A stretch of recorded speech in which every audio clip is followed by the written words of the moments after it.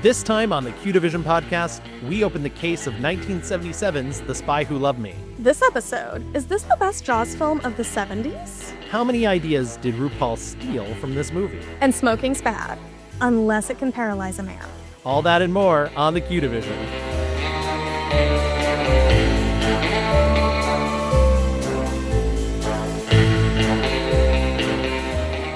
Hello, agents. Welcome to another episode of the Q Division. I'm Gavin, and I've seen all the James Bond movies.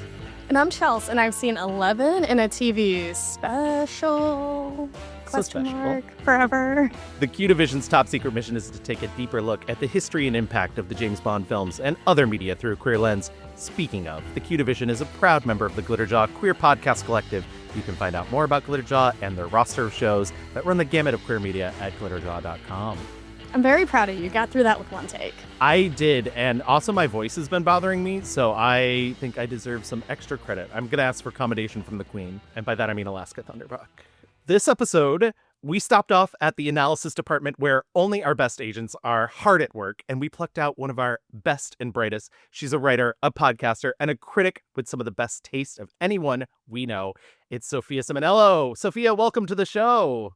Wow, what an introduction. Thank you both so much for having me. I've been loving this series so far, listening along. I think you all are just doing a great job, and I just enjoy you both so much. So I can't wait to talk about this wild movie that is really nostalgic to me. So we'll have a lot of fun. Sophia, I said this up front. I think you're great. I love listening to your podcast. We had you on the Mixed Reviews to talk about Faye Dunaway. It's one of my favorite episodes to this day. I know it was like 2 years ago at this point, which is crazy. Time just keeps moving. But why don't you tell everybody where they can hear you around the internet and also what you're doing? I love to let people plug at the top and the bottom because I know there's some people who do not listen to the end of podcasts, and I want those people to know they're dead to me. And they're wrong. Yeah, well, thank you. You can find me at Oscar Wilde. That's my podcast that I host with my lovely college friend and co-host Nick Ruhrkraut. We do Oscar retrospectives. We cover the current season. We play really fun games. And it's just, I think, a really fun show overall that also covers film history. So if that's your thing, definitely listen. We release episodes every Friday, and you can find that wherever you listen to podcasts. You can also find my written work, mostly at Awards Watch. So I had some film reviews from Cannes Film Festival. I got to go this year. Also have Telluride coming up, New York Film Festival, and some regular release reviews there too. Well, just to let people know, because I know there's some time dilation between when we record and when these actually go up. It's October now. Can you just feel that fall breeze? Happy Halloween, everyone. I can't wait for that. Yeah. I love being here. I love being in October. So you've also been to Telluride and New York Film Festival. I've been to New York Film Festival. They were great. Lovely. Yes. They were great. Chelsea's Gavin, I've already here. visited you. It's going to be great. Exactly. I love recording early. It's my favorite thing in the world. And once again, happy Halloween. My favorite time of year. Yes. The best. I don't need my air conditioner normally during Halloween. Right. Or used to not. Anyways, the world's going to hell. Yep. But Sophia, we have invited you here today to talk about our next James Bond film in the Eon series. Spoiler alert, one of my favorite James Bond films. And that is 1977's The Spy Who Loved Me. Sophia, what is your history with this movie? I'm just curious. I always like to ask our guests if they've had previous experience. We've had a lot of people on who've never seen a James Bond movie, which is always a fun, wild ride to like drop them right in the middle. But I know you've seen this one before. So I'm curious, where did your love affair or hate affair or however you feel about The Spy Who Loved Me start?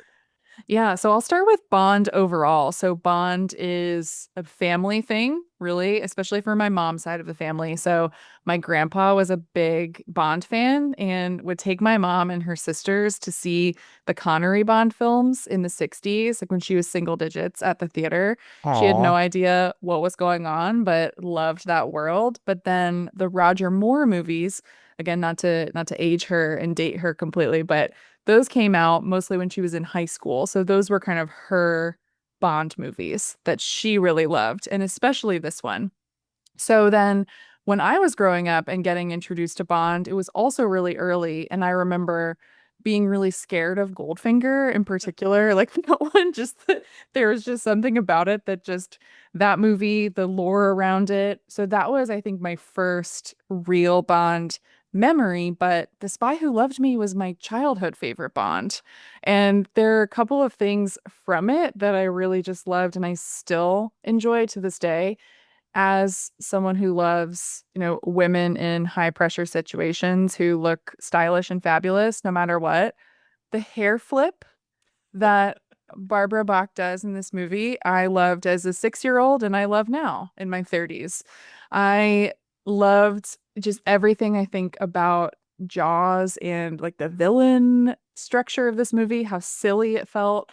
And so for me, that was just, even though I didn't understand, I think a lot of the innuendos that were going on that I think I really enjoy now and I think is a really, really fun part of this movie that makes it feel a little bit different. I think I was already really loving that 70s feel even as a kid. And now really, I love the films of the 70s and this in many ways feels like a direct response to I think the heaviness and the seriousness of the movies of the time period and pushes up against that while also, I think, establishing Roger Moore as Bond because this, I think, is really the film when he, and we'll talk about this, I think, as we get through the episode, but really when he comes into his own. And I think this formula of Bond films really moves us out of it feels like a return to form, I think, but it also moves us away from the Connery Bonds and really into a formula that will continue for a while. So I like that it is a romp. It's really fun, but you can also, I think, pull apart a lot of the history associated with it too. So this is one of my favorites. And I also have to say I picked it because this movie, I think, introduced me to Carly Simon. Yes. Which is another important experience because I think still, it's still one of my favorite Bond songs, but as a kid, I remember really loving it in the opening credits, of course, and the opening titles. Yeah, that gay gasp everyone heard last night, that was me realizing that it was this movie because I don't look at the titles very much before I look at my calendar. I'm like, what am I going to do today? Oh my gosh, what a song. Yeah, truly. And I think when I was younger, it was kind of seen as this is maybe editorializing, whatever. It was kind of seen as like a lesser Bond song because it's not big and bombastic and the title being in it is kind of a throwaway. But this has always been my favorite Bond song. I will spoiler alert that now. I love the way Carly Simon sounds on it. I love, it's a controversial opinion. I love the Marvin Hamlish of it. Like, it's really beautiful. Shock of all shocks, I found out he had a wife. That was a shock for me too. When I was just doing, like, I was like, how did I not know that? How did I not know these extra details about this song that has been in my life for so long? But wow, you really learn something new every day. Yeah, he's honorary gay. Like, yeah. I was gonna say that wife's a gal pal. Yeah. But yeah, that warms my heart. I would be best friends with your mom in high school. Absolutely. Because Roger Moore is my James Bond too. And I think you've said some really prescient stuff that we are actually going to talk about later. But like, this is truly, even though we've had 2 Roger Moore James Bond films, this is Roger Moore's first Bond film. Honestly, those were practice runs. They have their place, they have their history. Great Paul McCartney song and Wings for Live and Let Die, but this is really where we get the beginning of our love affair with Roger Moore. Chels, I do have to check in with you as a first-time Bond watcher. How are you feeling about The Spy Who Loved Me? Oh my gosh. Like, is this my favorite one so far? I think it is. It was hot. The music immediately grabbed me. Roger Moore. I think I'm in love with another man. This never happens, everyone. There's only like 4 of them. I guess there's 5 now. I love him. Oh, but no, this was fun. They fight a shark. They do. It's so goofy. I think a key word in what you just said too is it is hot, and there's been a billion and one articles right now that we're sort of in a glut of sexless superheroes. And I was so happy. Obviously, once again, October, so it's probably out on video now, but I just saw Superman. And there was a passionate kiss in it. I was like, good enough, I guess. If we're going to get these crumbs, it might as well be this. Two pretty people kissed, and they Yeah. probably just held their faces in one spot. Well, this one looked like there was some movement. So I was like, Wow. oh, okay. Yeah, I know. Okay, Yeah, we'll take a little movement. That's Yeah. fine. Exactly. But this movie is hot. He has chemistry with Barbara Bach, and I think she's really good. And it's one of those sad truths that the Bond woman rarely leaves the Bond film. Either she doesn't make it out or you just never see her again. And this one, every time I finish this movie, I'm always a little bummed that we never see Agent XXX again, because she's great. And I like that we'll get into it, but I think that there's areas where she's very much like Bond, where she's like maybe not the best at her job. And I think that's fair, because we've painted Bond over the last 10 films as not being great at his job. It's okay that she's not. It doesn't feel as sexist as I worry it could be. Mm-hmm. Anyways, I digress. Let's get into some of the background. I did read the book for this. The Spy Who Loved Me is the 9th novel in Ian Fleming's James Bond series, published April 16th, 1962. It's one of the largest experiments Fleming ever did in his life in terms of writing, and specifically in the Bond series. He wrote the novel from the first-person perspective of Vivian Michel, a Canadian woman who has had a chance encounter with Bond in the last third of the novel, when he saves her from two hired thugs named Slugsy and the steel-jawed Horror, who were tasked with burning down the motel that she's been left in charge of in Lake George, New York. Throughout the novel, we find out about Michelle's life and tragic background in terms of lovers. Her first love sleeps with her and then abandons her immediately. Her second, a cold German man, convinces her to have an abortion, before almost ending up as a sexual assault victim from the two thugs. After their defeat, Bond beds her and quietly abandons her, leaving the police, who he has sent, to warn her about falling for men like Bond, because they are just as bad as these criminals. The book was not a success, leaving Fleming to return to his more traditional writing style for the novels, and having him write a foreword to which he claims Viv herself was co-author of the novel, after receiving a letter from her, this is all in quotes, guys, detailing the events of the novel. There's no such real Viv. What? Yeah, liar, you're a liar, Dina. Also, upon selling the film rights to the books to Harry Saltzman and Albert R. Broccoli, it was stipulated that for this novel, they could use the title alone and nothing of the plot. Fleming later said about The Spy Who Loved Me that, quote, the experiment has obviously gone very much awry, and ordered that the book not be issued in paperback, something that was true in the UK until he died, when it immediately became a bestseller. I just have a little more on the book. I'm so sorry I have so much of the book, but this is all fascinating to me, especially that Fleming was such a turd, and I mean that He was sucks. Yeah. that he was like, I wrote this one book as a woman, and it did not live up to my standards in terms of money making. Not even talking about the artistic ability, because I don't think it's anyways. I've read the book too, so I'm happy to. Oh, wow. Yeah, no, This I makes know. me You so know, happy. I love doing my research and. Yeah. It's a short book. It's very Mhm. breezy. Yeah. Chells, if there was one I would recommend reading, I would almost recommend this one. Because it's And- the shortest. Yeah. In terms of my opinion, I think it's actually one of Fleming's stronger novels. Viv represents one of his most three-dimensional women, presented for the most part as a strong and capable person who would rather go fishing and camp than that of what it was considered classically feminine at the time.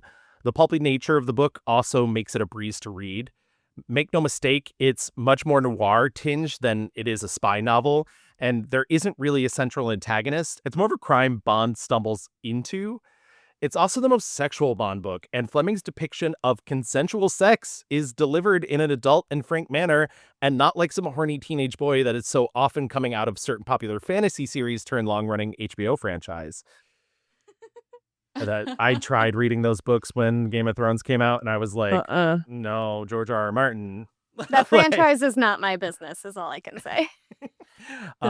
But also know that this is full of Fleming's conservative politics and backwards thinking, especially when he writes in the voice of Viv that, quote, all women love semi-rape. They love to be taken, end quote. He sounds like a senator from Missouri. Oh, God. Oh, no. Correct. He's been holding office there since the 60s. Lastly, I was quite surprised to find out that 90% of the novel literally takes place in town and adjacent to where I physically grew up, accurately describing the tourist destination that is Lake George, New York from the 1950s and the early 60s. Honestly, when I was reading his depiction of Lake George, when he was talking about Gaslight Village, when he was talking about Action Park, not the Action Park from New Jersey the documentary is about, but Action Park that was what I think that's what Gaslight Village became. He talked about Storytown, USA, which became the Great Escape, which is now Six Flags Great Escape. I grew up near all these places. I worked in Lake George for about a decade, and it's crazy that Lake George did not change from 1950 to 1990. It's wild. Yeah, Sophia, please tell me your impression of the book. I'm very curious. The reason why I wanted to read it too was because in, doing research about the movie, in learning more about the movie and into the book, I was so struck by this idea that this film really is an original script when you think about it compared to other Bond films. So I wanted to read it, and I really like the experimental style of the novel and the Viv character. And I wish that they didn't abandon this perspective across the films, because I think it would be a really cool thing to explore. Maybe that's something we can get in the future with a Bond film, but I think you hit the nail on the head. I think like the sexual frankness and the moral ambiguity in it too, that was really interesting to me. And then again, that female perspective. So it was really, I think what was frustrating to me was that I had read this quote from Fleming about, the decision to make this change and how he decided to write it in this way because he realized that young people were making James Bond into a hero. So he wanted to write this really as a cautionary tale. And as he said, to put the record straight in the minds of young readers. And so he figured that the only way to do that was to change up the narrative style to make everything different. So I think the book is pretty successful on that front. I mean, the whole semi-rape thing is, that's unfortunate and classic Bond misogyny that we see in many different places and ways. But I think for him to then just abandon that because it wasn't successful commercially is frustrating, because I think it's a good idea and I like the execution of it. And I enjoy that Viv is such a different Bond woman, really. Right. It is frustrating that he abandoned it because of the financial, specifically, because I think a good writer does experiment. I think a good writer is interested in trying and pushing the envelope and finding out what works and what doesn't work.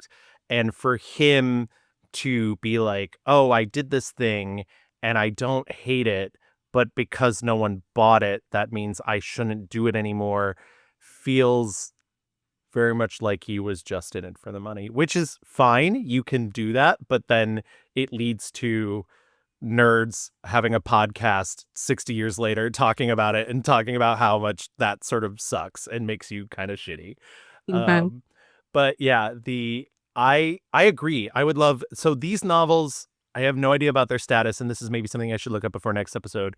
In terms of public domain in Britain or the UK, I know they are not in the public domain in the US, but they are in the public domain in Canada, and they've been there for a decade or so.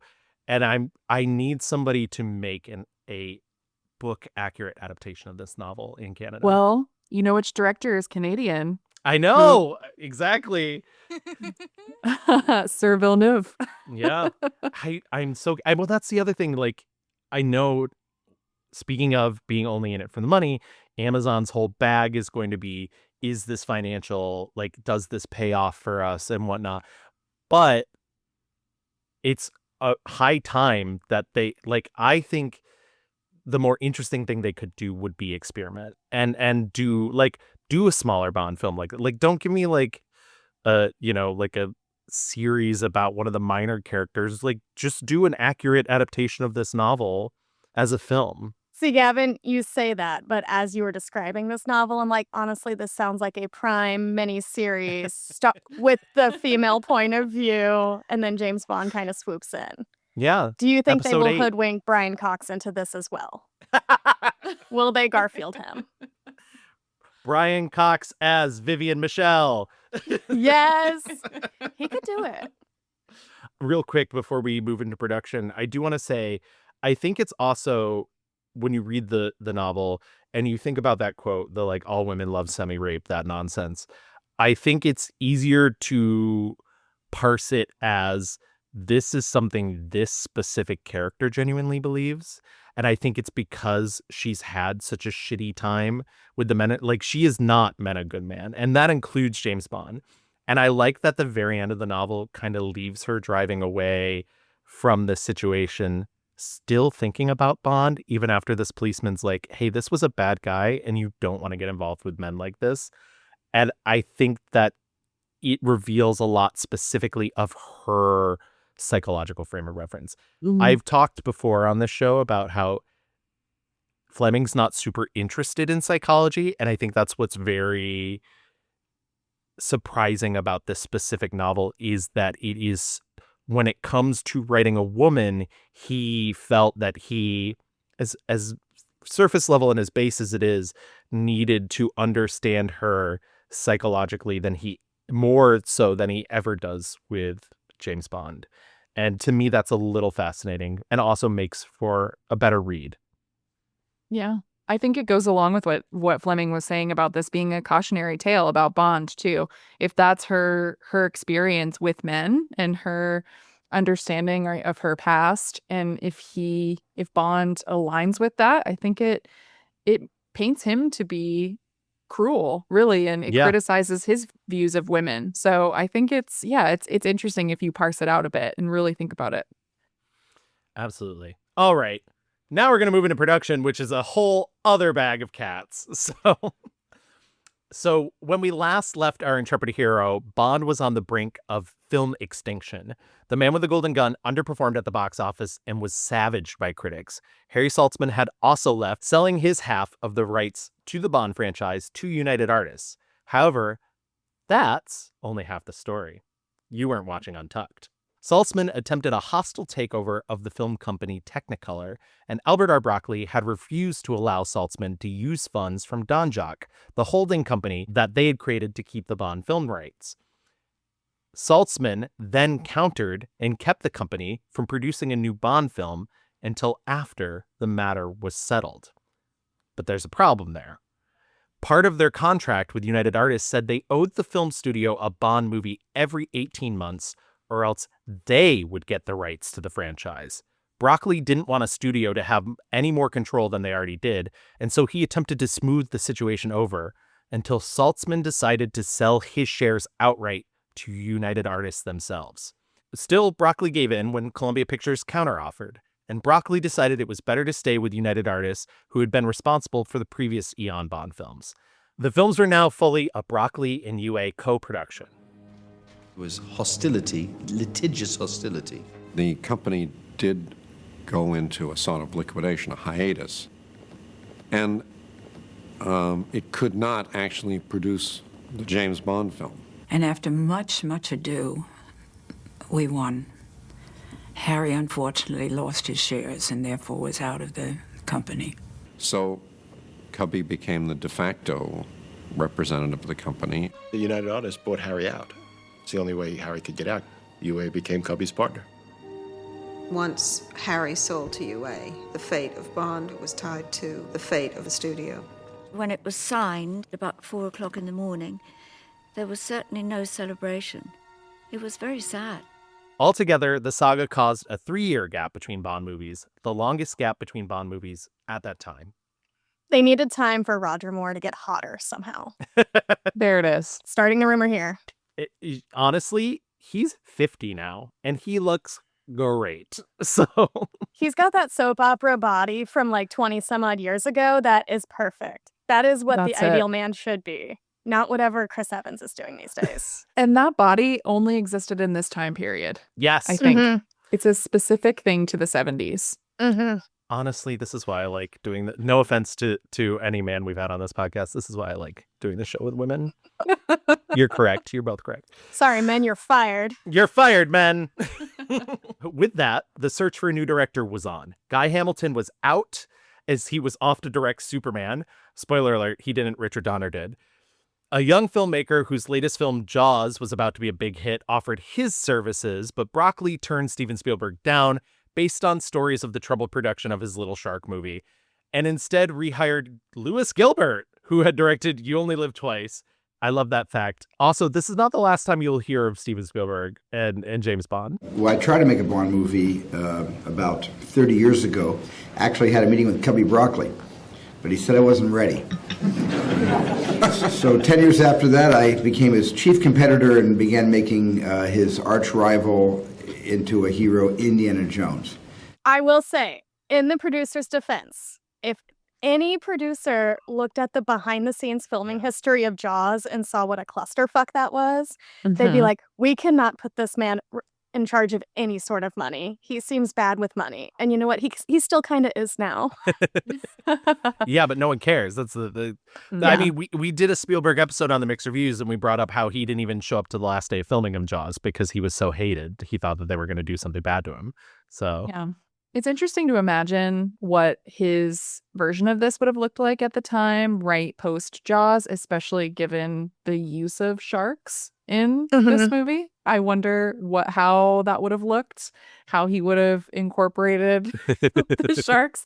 There's just a fantastic moment that I'm sure we'll get to near the end that makes me laugh every single time. So hard. And I don't know if he has that sense of humor at this time. the alt history we're writing in which Spielberg just becomes the shark guy, only makes shark movies, never achieves the status he has, just out there like making like Seagull Attack Shark Beach 5 right now. Like, amazing. I would watch that. Because of Fleming's rule about not being able to adapt the plot of the novel, Ian Fleming's acknowledgement was moved from the front of the title to the character credit of James Bond 007 after Roger Moore's name for the first time. This will change again for Moonraker and back again after that. Broccoli was also out for new blood in the scripting department and commissioned several scripts from writers such as Sterling Siliphant, Ronald Hardy, Anthony Burgess, Cary Bates, Derek Marlowe, and John Landis. Boo, John Landis. Boo. Boo. In total, 12 different writers worked on 15 drafts of the script. Several of those plots had been revealed over the years, but we don't have time to go into each of these. I mean, they're wild. The John Landis one had something to do with trying to assassinate the Pope. It's crazy. That man has enough death on his hands. Yeah, thank you. In the end, though, Broccoli was back to the Richard Maibaum well. Maibaum tried to incorporate all the ideas of the commissioned scripts, crafting a plot about terrorists, taking out Blofeld and Spectre, and using nukes to take out the oil supply. But Broccoli thought the plot was far too political. Gilbert suggested they bring on writer Christopher Wood to rewrite the draft. He also felt that Bond should be closer to Fleming's characterization and not Connery's, having Wood make Bond, quote, very English, very smooth, with a good sense of humor. I discussed this with Cubby before I went on the film, and I said to him, one of the mistakes that they're making with the Roger films was that they were trying to turn him into Sean Connery. They should try and make him more towards the book of James Bond, very English, very smooth, very good sense of humour. He also had him create Jaws, a henchman with a set of metal teeth, in an allusion to the novel, but not a direct adaptation of the character named Horror. Tom Mankiewicz also claims to have done major uncredited rewrites of the script. I think Tom Mankiewicz is just trying to keep his name. Yeah. I was going to say, this doesn't feel like this kind of Manx script. No. It does feel closer to, even though, once again, Moore's Bond is very different than Connery, and this is, I think, really shows that it does feel closer to like the Goldfinger type, that sort of sense of humor, and not the, you know. It was a good movie. However, a name from the past began poking around as Kevin McClory's 10-year moratorium on creating a new version of Thunderball had expired. McClory began to plan his own rival Bond film, and upon hearing Broccoli intended to use Spectre, threatened legal action.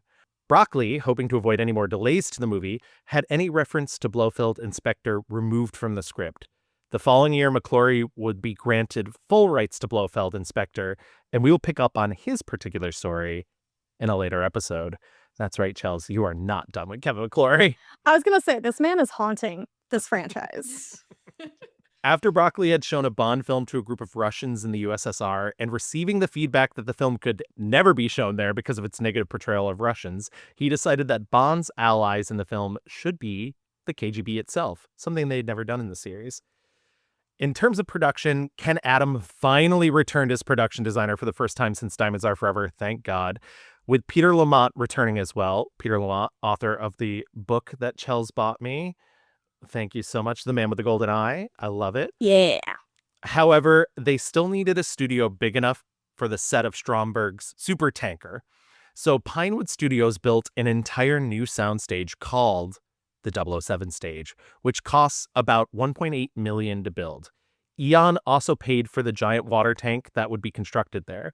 Famous French cinematographer Claude Renoir, nephew of director Joseph Renoir, was brought in to lens the film, but when he found out the new soundstage was too massive to light, especially with his eyes beginning to fail him, Ken Adam claims that they were secretly able to bring in Stanley Kubrick to consult on the lighting. Claude, of course, was the grandson of Renoir the painter. He was one of the great cameramen of the world. I mean, Bardot wouldn't do a picture without him. What I didn't know is that Claude was having some trouble with his eyesight. Since the dimensions were enormous, I wanted to get another opinion in on how to use my practicals and whether to improve on them and so on. For that second opinion, Ken Adam turns to legendary filmmaker Stanley Kubrick. He said, I must be mad. You know, nobody must know. Stanley would have done it in an extremely low-key, I'm not here kind of a way. I will guarantee that nobody will ever know that you came. And I talked him into it. He did do that and helped enormously. Stanley came and spent 3 or 4 hours with me on that set. It was a very difficult set to light, not only because of the vastness, but because of all the shiny surfaces. This makes sense considering Ken Adams and the Barry Lyndon of it all. Yes. Mm-hmm. Well, in Kubrick, I feel like he lives at Pinewood Studios in my mind. Yes. He's still there, actually. He's like a He fixture. did not actually die. He didn't die. He's the Phantom of Pinewood Studios. Like, leave box 5 open for me and I will light everything. I put in specifically Ken Adam because I think if this ever proves to not be true, which I think it is true, he is the main source of this, but he's not the only person I've ever heard mention that. Like, I've been telling the stupid Kubrick story since I was a teenager. So it's because The Spy Who Loved Me was my favorite when I was a kid in my VHS box set. And I always be like, Stanley Kubrick did the lighting in the tanker scene, guys. Like, so yeah, I believe it's a fact, but I'm going to credit to him and, just in case his ghost is litigious. Because the insurance was far too high for an actual tanker, even when Shell offered the film the use of one, it was decided to make the tanker a miniature, which was still 63 feet long, so barely a miniature. Adam also decided his previous sets were too angular and decided this time around the villain would have curved and dome structures for his base and office.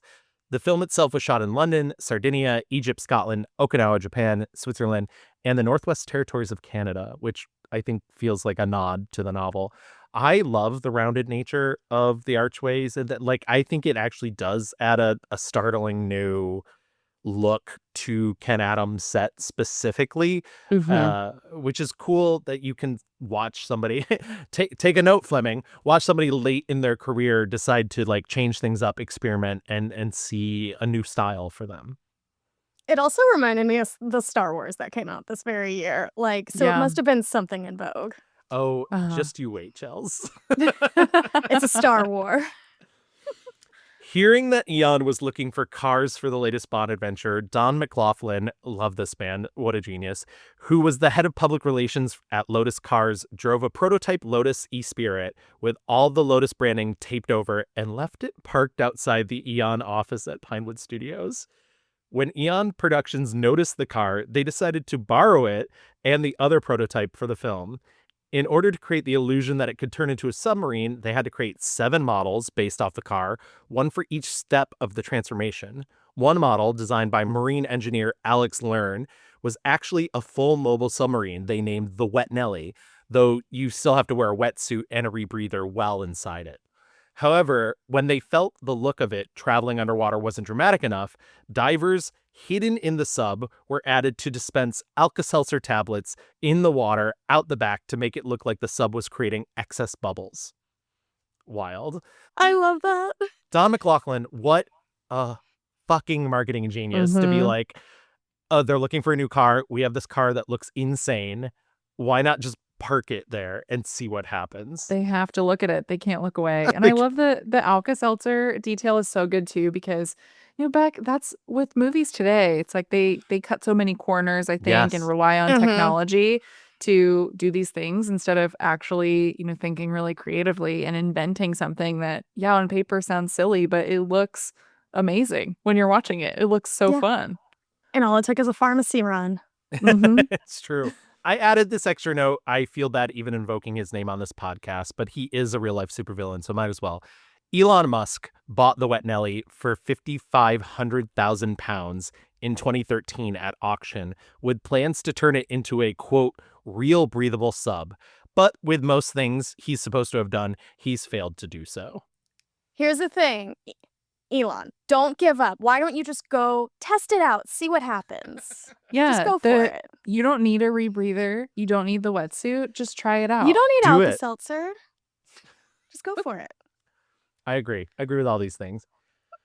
The one problem with the car seemed that supposedly it handled too well, and that's not exciting on camera. So production turned to Lotus employee Roger Becker, who was able to make the car thrash and skid around corners. After a demonstration, they hired him as the stunt driver for the rest of the film. Can you imagine going to work at your car company as like whatever job you do, like a test driver, whatever, and then like calling your wife or husband, I don't know about this guy, I don't know who was at home for him, and being like, oh yeah, like I went to the office today and now I'm the stunt driver for James Bond. I could do it. That could be me. I love that fact too, really. John Glenn, who had previously second unit directed and edited for On Her Majesty's Secret Service, directed the famous pre-credit sequence, also bringing back OHMS's skier and camera operator Willie Bogner to shoot the sequence while stuntman Rick Sylvester completed the massive parachute jump.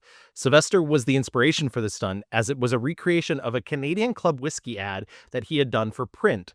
The print ad was faked, however, though he promised he could do it for real. For this stunt alone, he was paid $30,000, with the stunt itself costing about $500,000 altogether, making it the most expensive film stunt at the time. The Union Jack at the parachute is often cited as when Bond moved from being seen as a character who happened to just be British to specifically a British icon. They're famous stories. I think it's in my notes later, but I'll tell it now. Famous stories that when they premiered this, people stood up and clapped, including Prince Charles, when the Union Jack flew out from his parachute pack. He is dorky enough to do that. Yeah, it feels right. And I believe it too, because it's like they don't have any music before the parachute. Like we just have that silent moment and then the music cues up right as you see the Union Jack. It feels very British pride. Yes. The pre-title sequence on Spy Love Me was a metaphor for what Cubby was doing at the time. Here you have James Bond on his own, skiing off the edge of a cliff, going into the abyss, looking as if he's not going to make it. It's a real symbol of Cubby's determination. Now, there was one problem. The master shot, the camera and the helicopter, they missed me. But there was one camera angle that took him all the way off and zoomed in and followed him all the way down. And it was one take and uncut, just one camera. Christopher Wood came up with what I think was the masterstroke, which when the parachute opened, there was the Union Jack, which always brought the house down. All over the world, whenever I saw the movie, instead of people howling and throwing stones at the Union Jack, they were bursting into a spontaneous applause, which was kind of satisfactory.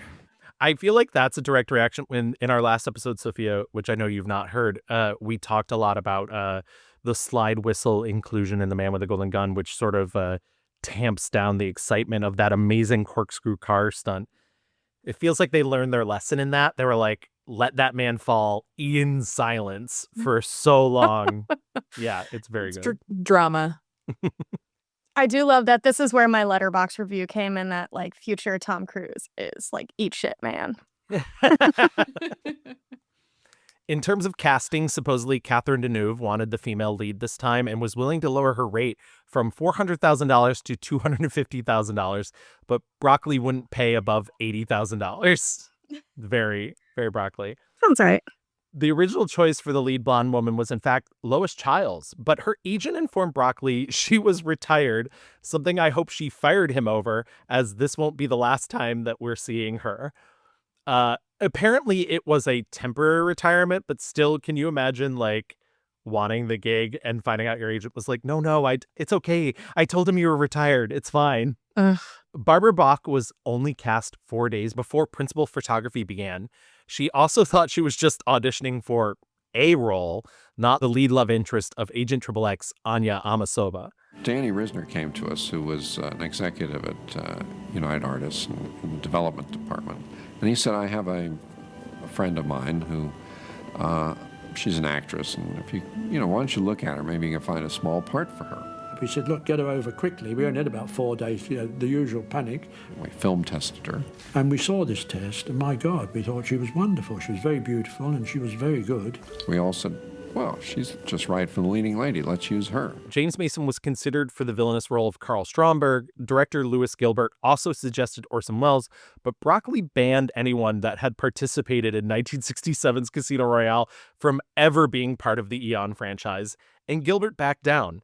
This banning didn't work anyways, as they had already shared a costume designer for Live and Let Die, and Carolyn Monroe, who plays Naomi in this film, had a small uncredited role in Casino Royale. Instead, Kurt Jurgens won the role, having previously worked with Gilbert on Ferry to Hong Kong in 1959, a movie I'm sure that is completely not racist at all. Stromberg is the first Bond villain who does not come from the novels. Robert Brown also makes his first appearance in a James Bond film as Admiral Hargreaves. He will make several more appearances in later films, but as a different character we will discuss in future episodes. So put a pin in that, Chels. Walter Gotell plays General Gogol, making his first on-screen appearance as the character. He will go on to appear in several more James Bond films, reprising the role. Cubby Broccoli called Richard Kiel himself to cast him as the memorable henchman Jaws. However, due to the discomfort of the metal teeth designed by Catherine Kubrick Hobbs, daughter of Stanley Kubrick, Kiel could only keep the device in his mouth for about 30 seconds at a time. One day I was asked if I would mind drawing some teeth. And I knew that they couldn't be pointy because I knew that, obviously he would hurt himself. So I started it from the sort of cogs grinding kind of idea that I had. They flew me over to England, and I was taken to a dental technician's office out towards the studio. And the next thing I knew, Richard was practicing wearing these very shiny teeth. And I know that they were uncomfortable. He didn't like them much. Ever had a dental impression made? You know how that feels to have stuff up in the roof of your mouth? If you can imagine, you've got a whole mouthful of silver put in. And it was agony. He could only keep them in for about 35 seconds. And then would start gagging. And it made me very, very serious while I was trying to be humorous. And it was kind of an interesting combination. I'm not counting edits, even though I am an editor, because I can't think of anything more pedantic to do. There are definitely moments in this movie I feel like he's on camera for more than 30 seconds. So I have a feeling he was in immense pain for some of those scenes. Mm-hmm. Finally, to the music. I love the music part. This is my favorite part of every episode. Due to tax reasons, John Barry was once again unavailable to score this particular James Bond film, i.e. the British government accused Barry of owing £134,000 in taxes, so he moved to the United States.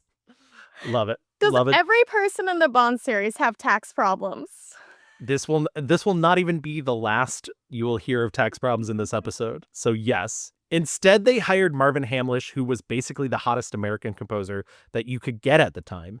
Hamlish decided to take inspiration from pop music and move the score more towards disco, which was increasingly popular at the time.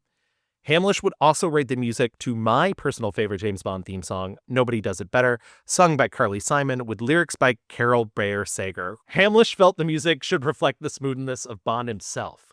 There's something very wonderfully blasé about James Bond. You know, when he just throws that hat and it always hits, and hello, Moneypenny, and it's all this stuff. And it's a man who just knows that he's got it no matter what. He's so cool, he's so together that this will be just fine. He doesn't have to come in blasting. He can just walk in and charm you to death. You know, I remember Marvin Hamlish sitting in our piano we had in the upstairs kitchen where he banged out Nobody Does It Better and sang it. His voice was very different to Carly Simon. But boy, did you know then that that was an incredible song. The song becomes the first official Bond theme not titled after the movie, even though The Spy Who Loved Me is contained in the lyrics because Broccoli balked at the idea of not having those words. I was working with my lyricist, Carol Bayer Sager, and I said, what do you think could be said about James Bond, you know, after all these years? She came up with the title, which we think is the most modest title of all, called Nobody Does It Better. And I guess from there we decided if it was that vein, we should have Carly Simon sing it. That was one of the things they said is, where's the title? So I just kind of poked it in a part of the verse, like heaven above me. The spy who loved me is keeping all my secrets safe tonight. Oh, James. Both the song and the score go on to receive Oscar nominations, as well as Ken Adams' production design, making this the first Bond film to receive multiple Academy Award nominations. So very good for them. That note about Broccoli being like, it has to have the title of the song. I found a great interview clip of Carol Bayer Sager herself being like, so I was kind of like, this was the spy who loved me is keeping all my secrets. It's very funny that she's like last minute, just like, sure, whatever. You can kind of tell, but it doesn't bother me. Same. Yeah. I really do think you can, but it's okay. It's okay. It's better in the end. Yeah. Exactly. And now we get to Sophia's culture. Oscars. My culture, it should have won. Yeah. It should have won. The fact that it's just a nomination getter. No. I looked this up at the time and I didn't put in my notes. Not to put you on the spot, do you know what it lost to? Which one? Which the music. Well, the song I do kind of the understand song. That's what I meant. because the song was what actually was the song? Why am I? Oh my gosh. It was definitely I can edit around this. It was You Light Up My Life. Yes.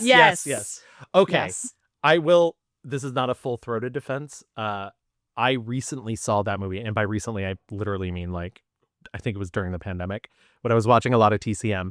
It's not a great movie, but the delivery of that song in the movie is very good. So it's hard to, And it was it had to be a #1 hit in the 70s. Like that was a really popular song, so I get it. But when we think of the Bond songs that have won Oscars, this belongs on the list of winners. Yeah, you ain't just whistling Dixie. I mean, the writing is on the wall. Oh my God. Dear God. When principal photography had finished on December 5th, 1976, former British Prime Minister Harold Wilson officially opened the new 007 soundstage at Pinewood Studios to much fanfare. I found a great little 5-minute feature on the opening of the Pinewood Studios. Everybody's so happy, and it's just a big building, guys. From the aft deck of a nuclear submarine, Sir Harold pronounced himself in favor of the British film industry thinking big. And that's just how it was. In every way, the opening of the newest Pinewood lot was an event of pure extravagance. Appropriately, 007 himself arrived in futuristic style and then accompanied the ex-Prime Minister around the world's biggest film stage. While the production budget was $13.5 million, another $7.5 million alone was spent on advertising, which once again is something they didn't do on The Man with the Golden Gun, so they definitely learned their lesson. This included sending Roger Moore and Barbara Bach to Cannes to promote the film. Can you imagine a James Bond movie at Cannes? Actually, this is probably like old hat for James Bond at this point now. Well, now they do like the out of competition where they'll put the big ones, like the Mission Impossible movie was The there Indiana this year. Jones. Yep. Yeah. Shrek, of course. Yes. Most importantly, Shrek. Most importantly. The movie was released in Britain on July 7th, 1977, making it lucky number 7777. Love that. And it went on to gross $185.4 million worldwide, with $46 million coming from the United States and Canada alone, and £10 million in the UK. According to eyewitness reports, as previously mentioned, at the premiere when the Union Jack parachute unfurled, the audience stood up and cheered, including Prince Charles. Reviews at the time were once again quite critical, finding the film formulaic and far too long, though almost all reviews pointed out the showstopper that is the pre-credit sequence. Modern reviews have been more positive, though, citing the humor working without being too over the top, the sets, and Moore giving his best performance as Bond. Can we talk about the knocks? People all said, oh, well, Roger Moore is not my idea of 007, and it's all a great failure. I mean, do you mind that kind of hammering? It is always nice to get a good notice. You do like a good notice, yeah? Well, of course you do, but you don't take any notice if they're bad. And so by the same token, I shouldn't take any notice of the good ones. Yes. Not that there are many, but still. You're very self-deprecating about your acting. Is that defensive? Yes, it's defensive. I always try to say it before anybody else does. But if you didn't say it, perhaps nobody else would.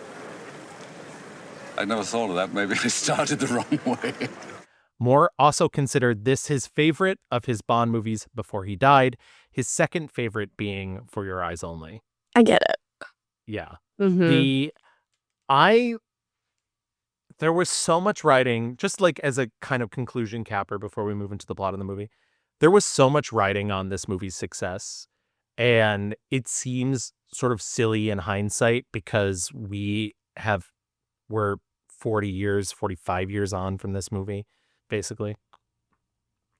And we have the ability of hindsight to show us how successful James Bond has been throughout the years. But this was make or break. And the fact that this was Broccoli writing solo for the first time and having to deal with a film studio as an actual contributing partner as well, even though, as you'll learn over time, the trust really was in Broccoli himself.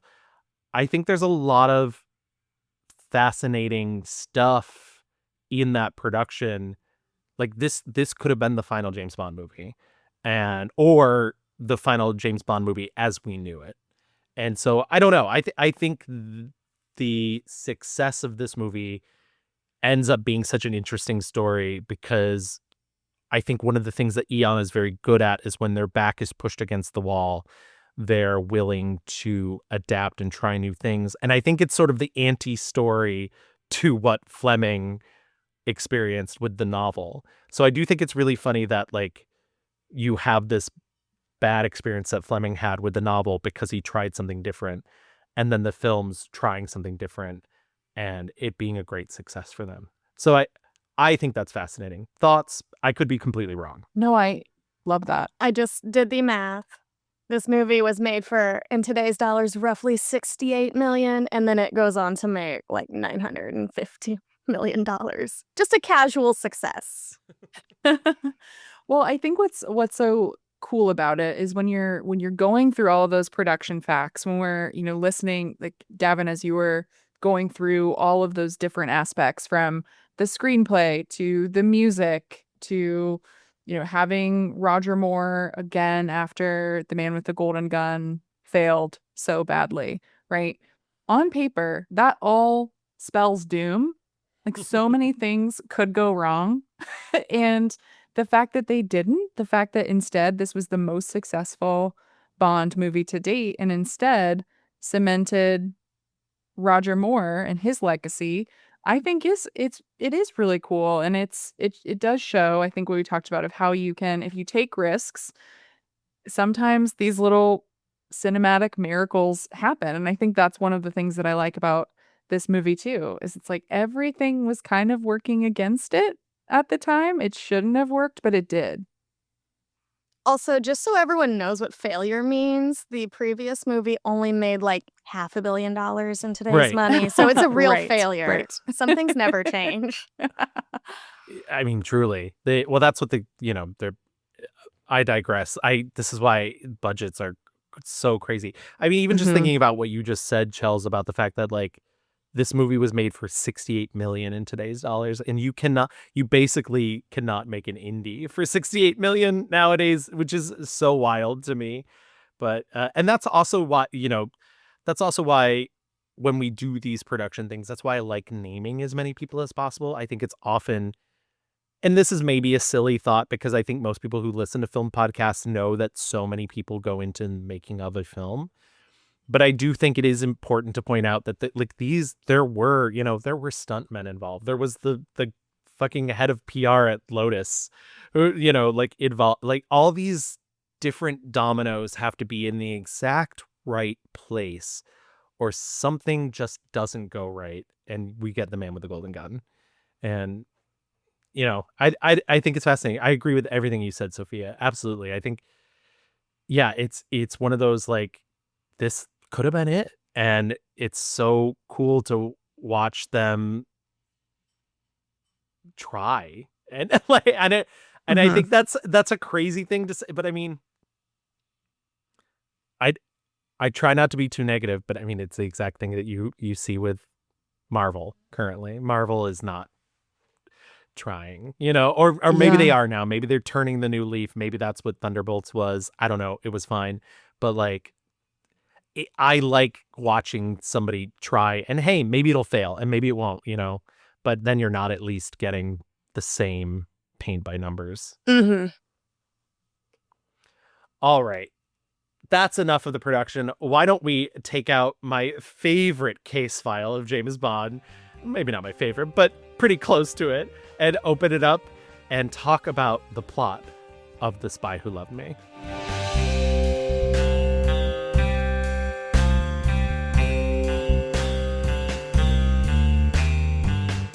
Marvin Hamlish's take on the Monty Norman Bond theme kicks in a very classic surf rock arrangement. We also get a new gun barrel sequence, this time with Roger Moore in a dinner jacket, and this will be the one used for the rest of his tenure as James Bond. The song ends with an unfamiliar electronic sting as the barrel widens out to reveal we're underwater, staring at a submarine. Very Mission Impossible, if you will. Very. Very. Sailors aboard the sub seem bored until the submarine begins to shake and they rush to battle positions. The ship loses all power and the submarine surfaces as a defensive maneuver. They deploy their periscope and are shocked to see an unseen menace. That's actually me. We then cut to the British Navy, who have lost all contact with the nuclear sub. Again, that was still me. It seems bad. Seems not great. I'm doing fine. Suddenly, we're in Moscow, in a massive crypt-like office of General Gogol. The Russians have also lost a nuclear sub. Gogol says they will assign their best agent and calls his secretary Miss Rubelvich. Get it? Moneypenny Rubelvich. Did make me laugh. It's a good gag. They did that for me. This is straight out of RuPaul land. Yes. Absolutely. We're always saying every show needs a little bit of Drag Race sketch in it. Yeah.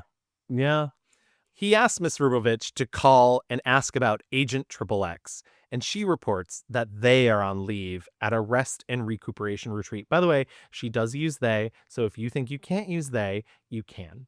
We then cut to a man and a woman in bed. The man looks remarkably like George Lazenby, with the back and chest hair of Sean Connery. A music box near the bed plays the theme from Dr. Zhivago and alerts Agent XXX that they are needed, and the man gets up, but the woman answers that she is XXX, and the message is understood. Gasp! A lady spy. I did say, like, Going into the scene, I'm like, oh, maybe James Bond's making out with somebody. And then I saw his hairy back, and I'm like, that's not Roger Moore. Can't be.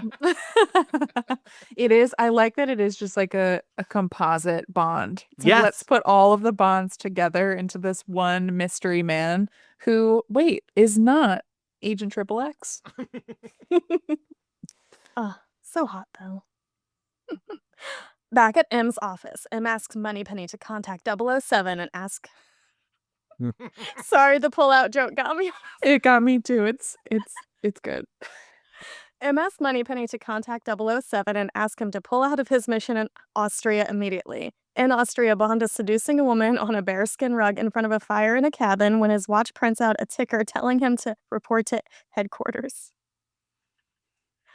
Sorry, Yeah. it's such a good pull-out joke. As he dresses, men approach the cabin. When he leaves, the woman immediately reports to the men that he is descending the mountain where they were having their lovers' retreat. Bond starts his descent on skis, and the men give chase. Things are looking dangerous as the men open fire, and Bond is pursued by both of them, and Hamlish's pulsating disco beats. This is, like, really good. He really is pursued. They Like, were going for him. It's so good. Like, Tom Cruise, eat your heart out. And the yellow ski suit. yes. Oh my gosh. It's a perfect detail. Just that bright yellow against the snow. Oh. I didn't mention this in production because we've kind of been saving it for the end in the Roger Moore era. There is no credited costume designer. It's wild. Anyways, we'll get to it. We will. Bond does get one shot off as his ski pole contains a rocket flare killing a rocket flare ski pole is exactly what RuPaul would do. Exactly. But it kills Agent Sergei Barsov, the man who was just in bed with Agent Triple X. Finally coming up to the end of the cliff, it looks like it's curtains for our favorite secret agent as Bond skis right off, losing his skis in the process. All is silent, but then his parachute opens with a giant Union Jack printed on it as the Monty Norman Bond theme kicks in again. Once again, Tom Cruise watched this movie and took it seriously. He watched this movie and was like, we're gonna open Mission Impossible 2 with me free climbing. That's what's gonna happen. He saw this and he's wanted to fall ever since. It's so smart to just take the air out. I mentioned this in our On Her Majesty's Secret Service episode. I got to see that at the Museum of the Moving Image not too long ago. And there's a bit where George Lazenby pushes another guy off a mountain and you watch him fall for so long. And seeing it on the big screen, like it was almost like the theater just drew the air out of the entire like it was just you could hear everybody holding their breath. And I feel the same way watching this because that stunt, it's so spectacular. And I get how dangerous it is, but it is one of those things where like you love to see it. You really do. It's that magical movie making thing. Like when it works, it works. And the fact that it comes, I think, after the silliness and the way that this opening is shot as they're, navigating the ski slopes, going down the camera work. Chels, like you mentioned, the ski pole with the rocket flare, as he turns around too and shoots that off, it is perfection. It's so good. It is goofy perfection. And this is like the one Bond movie I want to see on the big screen now. Like the rep screenings have been hitting hard this year. Let's just throw this one in just to be safe. Because I could just imagine being like right in the center of a theater, just looking at this, like holding my breath. Absolutely. The calming piano of Nobody Does It Better wafts in as a pair of women's hands cradle the parachute. Maurice Binder's latest visual painting in the form of an opening sequence starts. The title includes Bond, Roger Moore himself as well as a stand-in, jumping in and out of frame on a trampoline, naked women in fur hats, the British and the USSR flags, women doing gymnastics, guns, and cartwheels. My personal favorite moment is Moore toppling a row of naked women in generals' hats holding rifles. And my one big complaint is that it's a shortened version of the theme. Oh, you just know RuPaul was on drugs and had this exact same dream. Yes. It is It's this movie, though. I think that probably is one of the reasons why I picked it too, and probably why I know you both love drag and Drag Race, but this just, it does feel like it had an impression on Rue at a young age, and little bits of it were carried throughout. Listen, we've seen about 10 Maury Spinner. Well, not all, because some of them were Robert Brown John, to give him his credit. We've seen, in terms of these opening credits, this is the first one. This is one of the first ones that feels camp. It feels gay. It doesn't matter how many naked women are in it. And I think part of it is the inclusion of Moore himself, because James Bond is never in these opening credits, but like clearly Maury Spinner was like, no, bring the handsome man in. We're going to give him his moment. But it's also really funny because it's like Moore and then like not more when it's like men doing gymnastics and stuff. But yeah, I this opening sequence is one of the first that feels camp to me. They really understood the tone they were going for. That Yeah. Chelsea would love this in like 50 years. And it doesn't really let up throughout the film. It's perfect in that way that They commit. it really is just a commitment to that exact tone. Ugh. Back in Gogol's office, Agent XXX, also known as Major Anya Amasova, is told that she is... Sorry, this whole movie just makes me giggle with joy. She's told that she is to head to Egypt, tracking down a lead on the missing nuclear sub. She's also told that Agent Barsov was killed on a mission in the Austrian Alps. Honestly, do we think Maria killed him? That is my thing. Austrian Alps, do we think Maria was there? This is my other rumor. The hills are alive. The hills are alive. The hills are alive. Gogol gives his condolences and tells her that the British are responsible, and Anya vows revenge. Good for her. It's funny because the film relies on the tension of that plot, but I would say a good 60% of this movie does not give a shit about that plot. No. It feels like something we'll get back to. Yeah. She's got hair flips. She's got fierce looks. That's way more important. Bond meets with Q and other Navy agents, including Admiral Hargreaves and the Minister of Defense. They explain where their submarine disappeared and discovered that Russians have the capability to track their subs. Q posits with heat tracking technology. Bond is sent to Cairo to investigate a tip about that missing nuclear sub. That's our baby. That's Q. In a massive dining room, two scientists meet with a mysterious man in black. He congratulates them on the creation of their new tracking system and promises to wire them $10 million each. However, before letting them leave, he says a leak in the operation has sprung, and he asks his dinner guest, an innocent-looking blonde woman, to leave. Dear God, this is where it gets goofy again. However, as soon as she is out of the room, he hits a button. A painting of his lips in the elevator she has entered drops her into a shark tank being broadcast behind the painting. All the wild box air on the G-string plays. This is so goofy. Do you think this is where they got the Badonka Dunk Tank idea?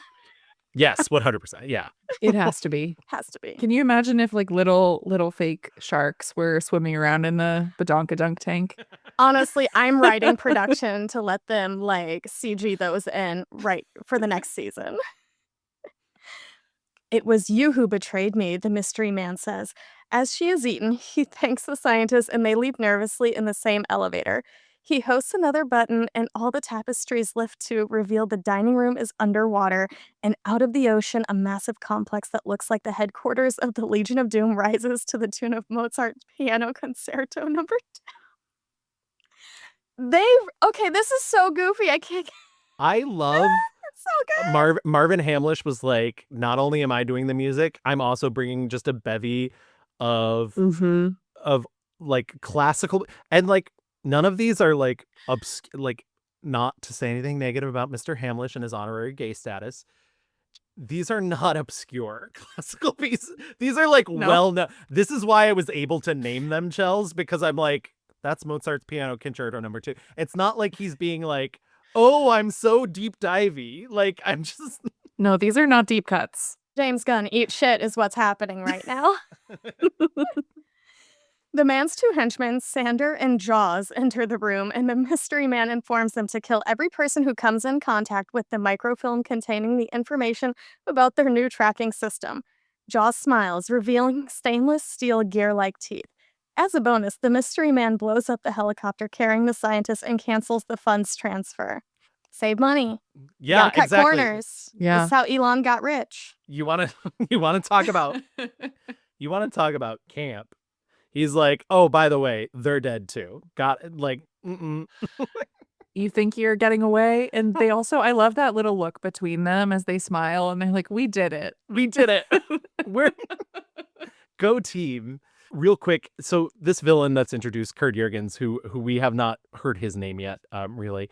But the actor playing him, Kurt Jürgens, as I mentioned before, I feel bad because I do like Kurt Jürgens. I imagine this was James Mason. Just imagine this was James Mason. I do love James No. Mason. Exactly.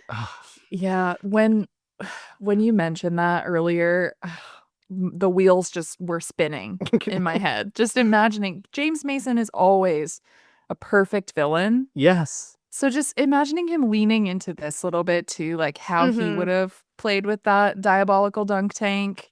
And he's so campy in his own way. Yeah. Yeah. Mhm. Just casually, like, semi-drunk, like, it was you who betrayed me. Like, Well, the voice with James Mason, that's such a big yeah. part of his whole thing too, right? And I can't help but imagine that here now. Yeah, absolutely. Bond, dressed like Lawrence of Arabia, meets with his old school friend, Sheikh Hossein in Egypt. Is Bond dressed this way to be respectful, or is he doing cultural appropriation? Or for the weather. Or for the weather. Either way, Connery would never. No. Connery be like, what is this? No, thank you. I'm not putting on that dress. He questions Hossein about the submarine tracking system, and he tells him to meet with Aziz Fekish in Cairo, who will lead him to a man named Max Kalba. He then offers Bond a woman for the evening, and Bond accepts because it's still James Bond. Mm-hmm. The next day, Bond heads to Cairo in his tan and cream safari suit. Oh my God. Oh. We just need to take a moment for the fashion of this film, the uncredited Yes. fashion. Moore had to replace his previous tailor, also a tax exile, with a new tailor named Angelo Roma, who was not afraid to put Moore in pants that have a wide flare at the bottom. Thank you for your work. You're Yeah. probably in heaven or hell or whatever's in between. Thank you. Yeah, Angelo Roma, saint. Thank you, Angelo. Bond lets himself into Fekish's apartment, and he is met by a woman sent to entertain him. Kissing her, he proceeds to try and seduce answers out of her, but realizing they are being watched, he turns and uses her as a human shield as Sandor attempts to shoot him. Honestly, of all of the women as human shields in this franchise, not the worst.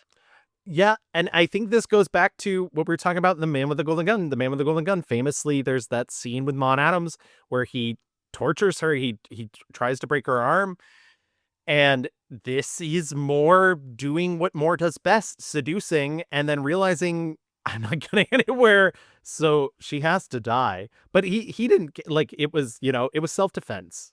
And once again, Bond of the novels does not kill in cold blood. Bond in the movies does. This doesn't feel like cold blood. He was saving his own life. That's true. Yeah. It didn't feel as gross as so many of the other times. Yes. It also it does feel just like an instant reaction. Yeah. from him. Exactly. Like, oh, gotta do this. Oh, you're here. Let me It have you literally block, felt like he was block ducking. me. Yeah. Bond gives chase, but Sandor surprises him on the roof. Bond attempts to wrestle him, but Sandor is too strong. Finally, Bond gets Sandor to the edge of the building, almost knocking him off. Sandor grabs Bond by the tie and tries to save himself as he slips further towards the edge. Bond asks, "Where's Fekish?" And when Sandor says pyramids, Bond snatches the tie away and lets Sandor fall to his death. Where's Fekish? Where's Fekish? Pyramids!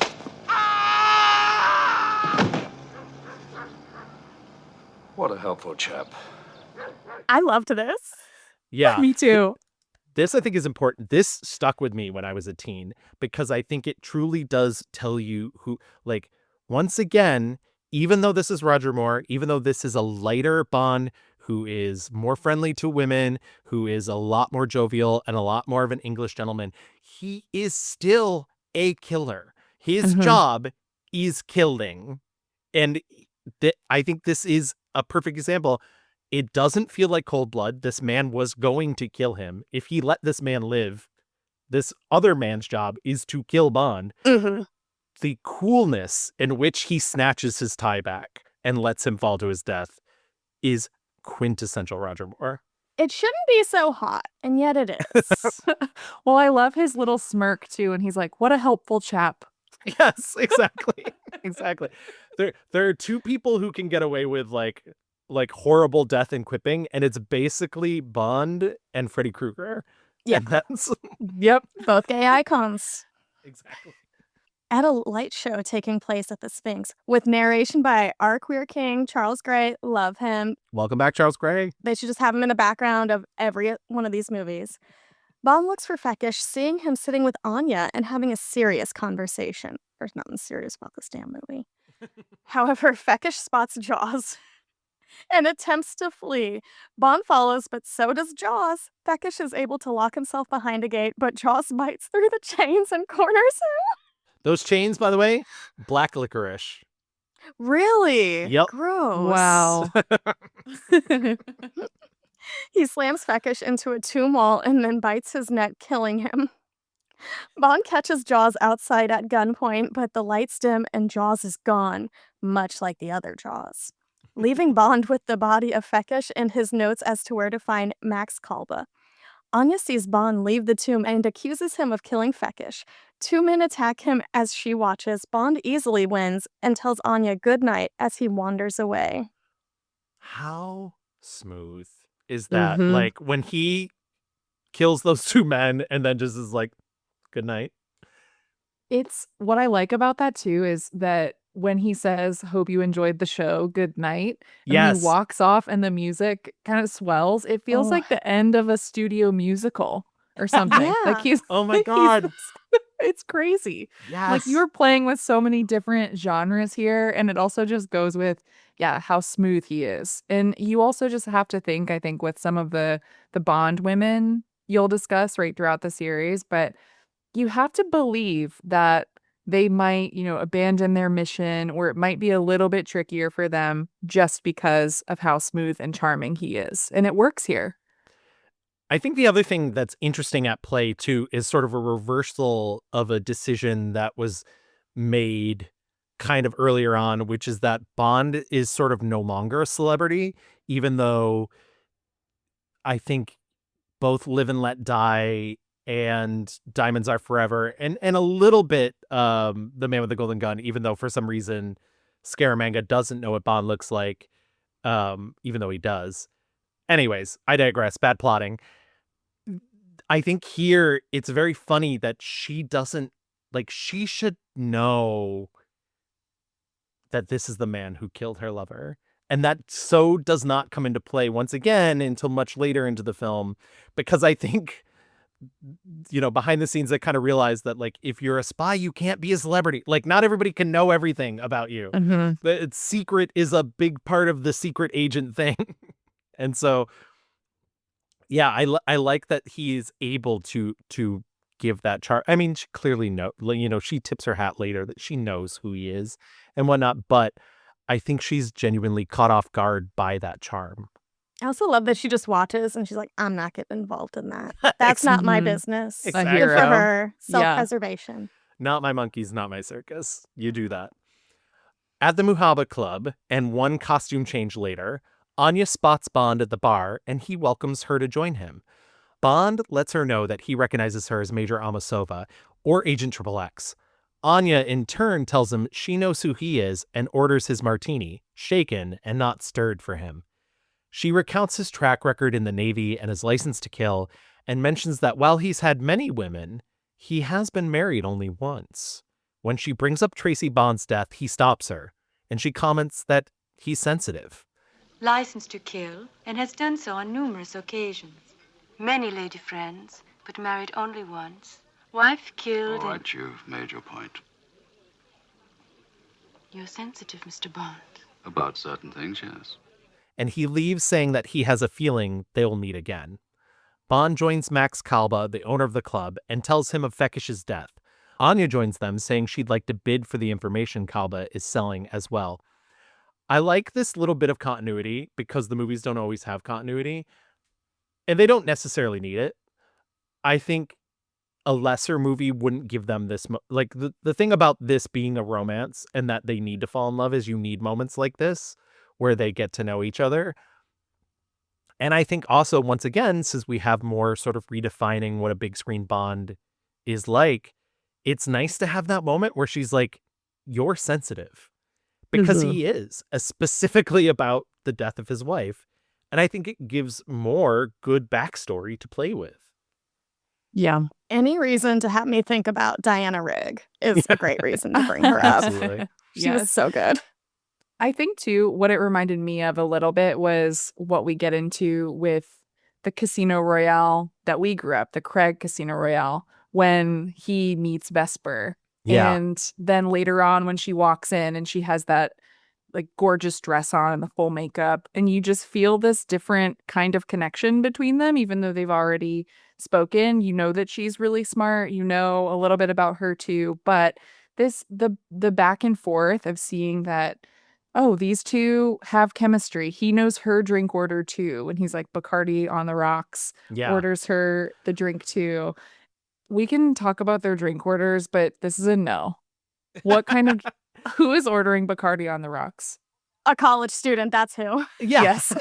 But that's what it is it's like everything about everybody else that's not James Bond has to be so stereotypical, which is a huge flaw of the series that we maybe, I feel like we pressed in the earlier episodes and almost had to stop talking about it because it's like, oh, she's Russian, so vodka on the rocks. Like, that's it. But like, yeah, absolutely.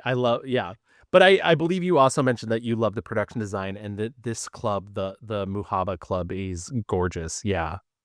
Yeah. Yeah. Gorgeous. Kalba produces the microfilm, but is then called away only to be attacked by Jaws, the shark, and killed. Can you imagine? I can't imagine, that's the thing. Jaws then escapes with the microfilm, but not before Bond spots him and gives chase. He climbs in the back of Jaws' van and is instantly joined by Anya. Bond gets her up to speed. Jaws apparently drives all night, and Anya falls asleep on Bond's shoulder. What a good shoulder to fall asleep on. Only to wake up in disgust. Not to her. Jaws finally comes to a stop at more ruins, and Bond and Anya try to follow him, but lose him among the columns. Jaws watches them from above as they play cat and mouse. That's a sex game. Yeah. But and just real quick before I continue, I also love that, like, I know people thought that this movie was too long when it came out. I like that the movie breathes enough to give Jaws enough mystery to play cat and mouse with them, to do this sort of like Scooby-Doo, am I over here, am I over there? It's a very effective, and it's a little unnerving. It truly, because he's so tall and so big that for him to be as silent and mysterious, it's a neat filmic trick. I think so too. And that the fact that he's 7 feet tall and you don't see him go up there right to the high level to be able to look down at them. You're like, how did he do that? How does he do that? How does he become a vampire basically and bite people in the neck and kill them with the sharp teeth? There's a lot of mystery for someone who is so physically imposing that I feel like we don't see a lot. Yeah, absolutely. Also, listeners, this movie's 2 hours and 5 minutes. It is not too long by today's standards. I know. True. Finally, Anya spots Jaws' shadow. Bond tries to fight him hand to hand, but Anya pulls a gun and demands they stop. I love that she's like, oh, we don't have time for this. Come on, guys. Jaws tosses the microfilm on the ground, but is able to kick the gun from her hands. He picks up a club, but Bond is 2 steps ahead. Jaws swings, Bond dodges, and part of the ruins collapses onto Jaws. Egyptian builders, Bond quips, as Jaws' hand rises from the stone pile, revealing we haven't seen the last of him.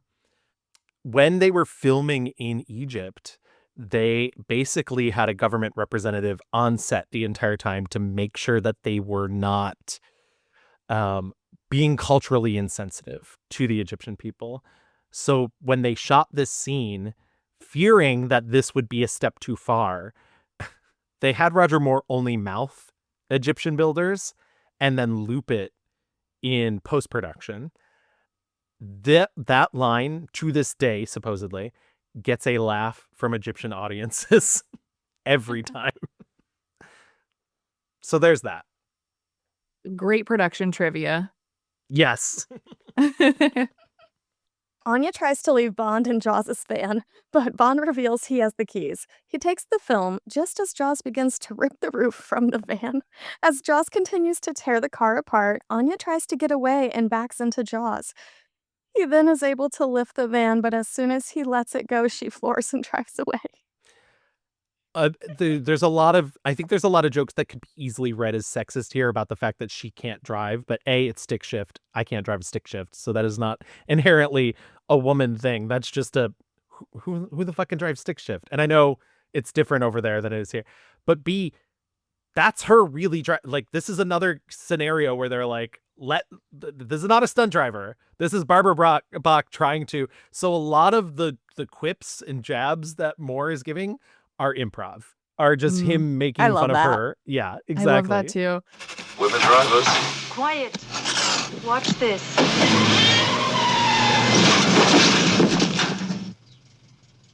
Shaken, but not stirred. And I love that this is so different from what you think of as a Bond car. Yes. Too, as she's driving it, and it's like it's falling apart at the seams because Jaws is just destroying the entire thing, just peeling everything back. So yeah, I feel like she's also just like trying to figure it out. She just seems like flustered, but then like even after he says that about women drivers, she figures it out. Yeah. She gets them. Not everybody has a shark attacking their vehicle when they're trying to drive. It makes it Right. difficult. Especially a stick. Like, yeah. Exactly. Yeah. Finally, the bus breaks down in the middle of the Egyptian desert, and to the tune of the Lawrence of Arabia score, because I guess we have to, they search for civilization. Catching a boat at a nearby dock on the water, they're able to hitch a ride to Cairo. On the boat, Bond is able to check the microphone using a tiny Q-Division gadget. He then offers to warm Anya, and they share a kiss. And then another. Boats make Bond horny. You're not trying to take advantage of me, are you? Thought never crossed my mind.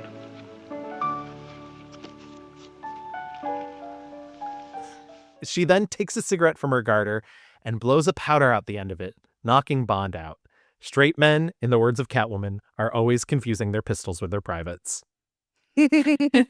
I'm obsessed with this little cigarette weapon that she has. It's great. It just aligns with her powers of seduction, the survival citation that she gives. It's perfect. It's just so fun and so her. I feel like us gals, we might need to adapt that into our regular life. I like, know. Along with the I'm like, pepper spray. Can I and, have like, this? Exactly. Where did this come from? I 100% agree with you. I also just love the fact that it like shows that I think it gives more grace to this Russian secret service than they had previously in the past. That it feels like there are agents on James Bond's level, that there is a Q division in this Russian that is also like, here's a smart device you might need. Yeah, I love it. I need to get one. Bond wakes on the boat back in Cairo, and Anya is long gone with the film. He heads back to the pyramids, where MI6 is currently hiding one of their bases. He flirts with Moneypenny, missed her, before heading out to see M, only to run into General Gogol and Anya. But don't worry, M is there too, because everybody's besties now, RuPaul's Best Friends race. M informs Bond that MI6 will be working with the KGB in order to get their subs back. Anya says it was easy to get the film, but Bond counters it is useless as he discovered, after examining it, all the vital information is missing. They then bring the film to Q, and we got to figure this out. My one negative, total, once again, underuse of Miss Moneypenny. I worry, once again, this is me editorializing, as she gets older, as she ages, and Bond remains slightly younger than her, though not by a ton, I do worry that the film started using her less, and only eased up on that when they started casting younger Bonds and sadly replaced Lois Maxwell. I like that she got to continue to play Miss Moneypenny for as long as she did, but this was the first film where I watched and was really like, we're just getting this one Lois Maxwell. Like, she has such chemistry with Roger Moore. She really does. Moneypenny has always been one of my favorite characters and just additions to every film. So yeah, I wish we had more of her here too. Apparently Roger Moore also did. This is the movie where I actually did like 2 seconds of research, way more than normal. And I'm like, wait, Roger Moore and Lois Maxwell, they went to drama school together? Roger Moore was pissed when she was replaced? What? Roger Moore wanted Moneypenny. That's what he wanted. He really did. Oh. In Q's lab, he is testing out a tea tray that can... oh my God. In Q's lab, he is testing out a tea tray that can decapitate, a spring-loaded seat, a hookah that doubles as a gun, an oil gun, and a box that shoots a sword. Q informs them that he knows about the info on the film, but Bond is only interested in a tiny logo he notices under the schematics. Anya recognizes it as the symbol for the Stromberg shipping line. Bond points out that ultra-wealthy Carl Stromberg, our mystery man from earlier in the film, has a massive marine research base, and the two agents are dispatched to it by train in Sardinia. This goes back to my, like, Thunderball, you only live twice, like, there is a massive evil thing, and you wait until you're like, wait a second, maybe it's the big, massive, mysterious thing we should be investigating. You'd think they'd have a book of these logos just hanging out. They're like, that seems sketchy. Let's match some logos. It's always the logos that get them. What's this Tesla one? Anyways. After dinner, Anya and Bond retreat to their room, apparently getting along. He offers her a drink and she turns him down. As they both prepare for bed, Jaws, hidden in Anya's closet, attacks her. He's about to administer the killing bite when Bond hits him over the head. Still, Bond is no match for the sheer strength of Jaws. I'm imagining in my head him fighting a shark, though, right now. Just in the closet. And he only gets the upper hand when he is able to break a lamp and electrocute Jaws' teeth and then kicks him through the window off the train. So fucking goofy. Unlike Teehee from Live and Let Die, this does not kill Jaws. Bond then offers Anya to sleep in his compartment with all its windows intact. She thanks him for saving her and tells him to lie down, and they make love. I think it was Barbara Bach who said, even though she filmed the scene, was there for it, Jaws, the jump scare that is Jaws in her closet still makes her react, like, anytime she's seen it. And I love that. He's one of the few, like, true elements of horror in any James Bond movie. It's an effective jump scare.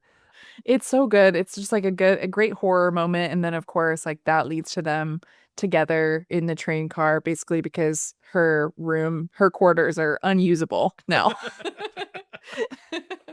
It's very Hitchcock in a way, I think, too. Yeah. Like, that's what it made me think of. And just incredibly 70s. There is something about being on the move that James Bond is just like, this makes me the horniest. Yeah. He has to be attached to, a boat, a train car. Exactly. Exactly. Anya and Bond take a carriage in Sardinia to the docks to pick up Bond's newest car, a Lotus E-Spirit.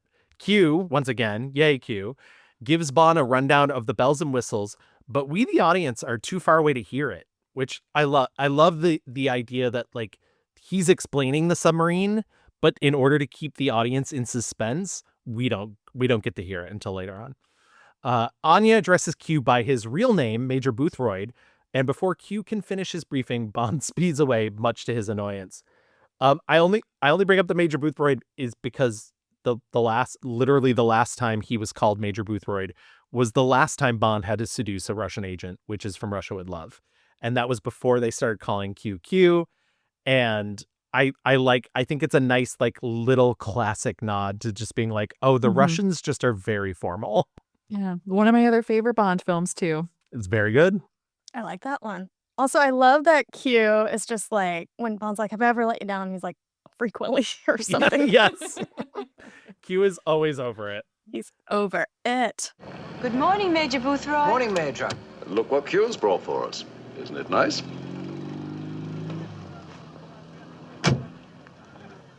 Right. Now pay attention, 007. I want you to take great care of this equipment. There are one or two rather special accessories. Q, have I ever let you down? Frequently.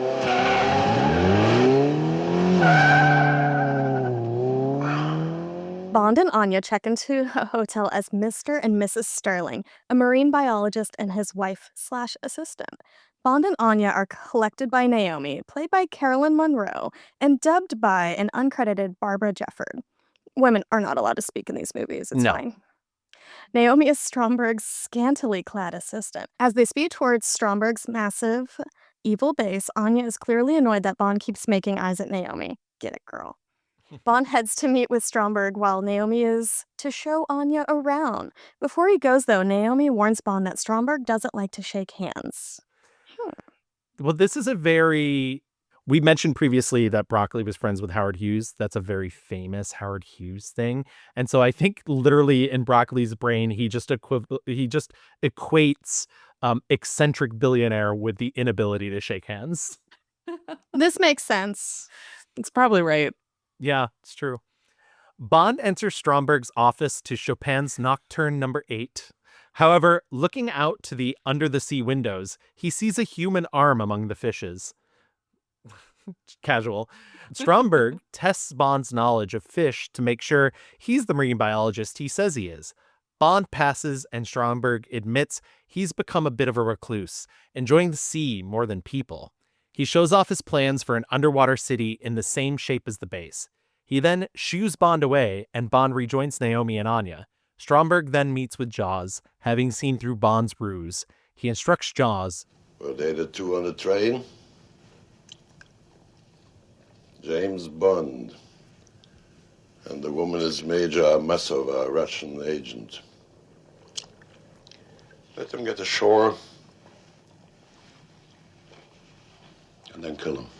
I laughed so hard when he identifies the fish, uses the correct Latin name, and then says, handsome but deadly. Do you not feel the same way about every fish you see?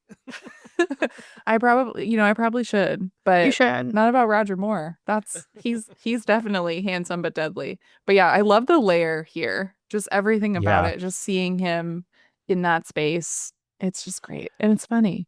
The one thing that I think Ken Adam doesn't get enough credit for too is he creates these beautiful large spaces that are almost devoid of clutter.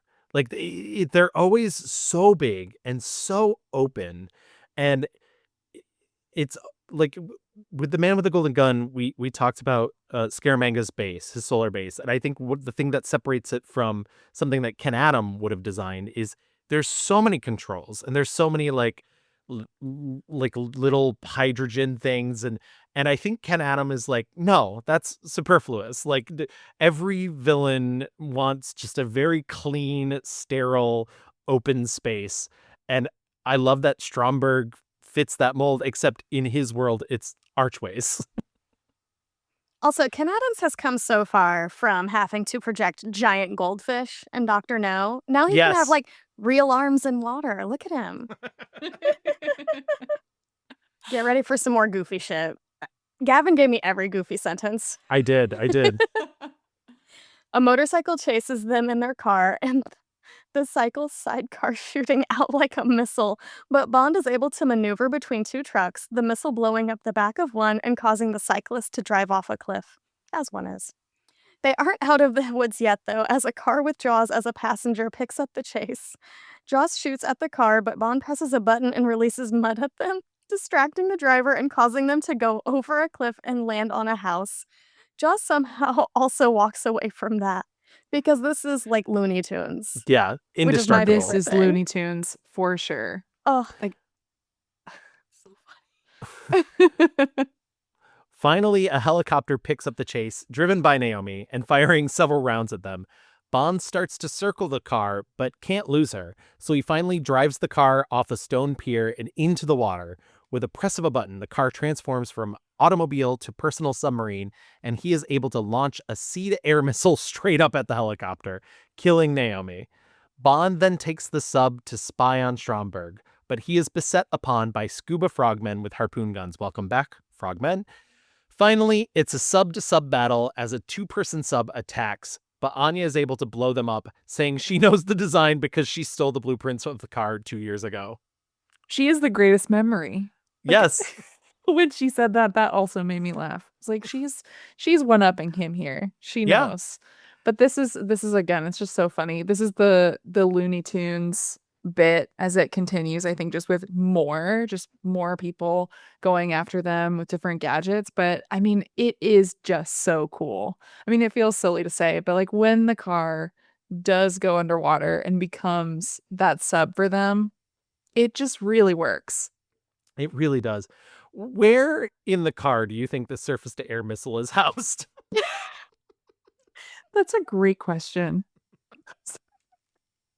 I have no idea. Yeah. Do we think it's in like one of the taillights or something? Yeah, exactly. Just Probably. Just like something, somehow probably back there in a tire. I don't know. exactly. Who needs tires? But no, whenever Gavin asked if I wanted to do James Bond movies with him, and I'm like, never seen them. This is what I imagined from James Bond movies. Like, yeah, we can just drive underwater and it's a submarine. Yeah, this is this is the future. Like, this car is totally going to drive up onto an Italian beach because we need a good Jaws joke.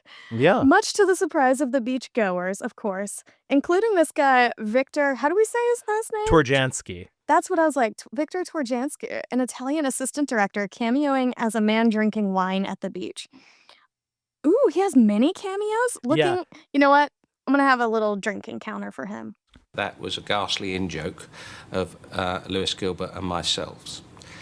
The man is called Victor Turjansky. He was one of the best local assistant directors. I have done a few parts here and there, like helping out, at the last moment when an actor was not on time or something. And they asked me to do it, so I said, well, let's try. Can I use a bottle? So I take like a double take. I was looking first at the Lotus, then at the bottle. He said, do anything you want to do, and let's see what happens. But he was happy. Yeah, literally the next 3 Bond films were all filmed partially in Italy. And it becomes an inside joke that this is the Italian assistant director. And so you'll see him again, Chels. I love this. I also would like to be drinking wine at a beach. He is the better version of the sheriff recurring gag. Dear God, kill that man. Yeah, he's gone. It's fine. But also, when Bond rolls down that window and drops a fish out, I screamed. Oh, they're like speeding away, this super spy couple, and then he's just. It's so goofy. It's very good. Back at their hotel, Bond receives a message that Stromberg's tanker Liparis hasn't docked at any ports for the last 9 months, and Bond accidentally reveals he's responsible for the death of Anya's former lover. She gets even more upset when Bond doesn't even recognize them. He explains that it was self-defense, but she warns him when their mission is over, she will have her revenge, and Bond will die. When someone's behind you on skis at 40 miles an hour trying to put a bullet in your back, you don't always have time to remember a face. In our business, Anya, people get killed. We both know that. So did he. It was either him or me. The answer to the question is yes. I did get him. Then, when this mission is over, I will kill you.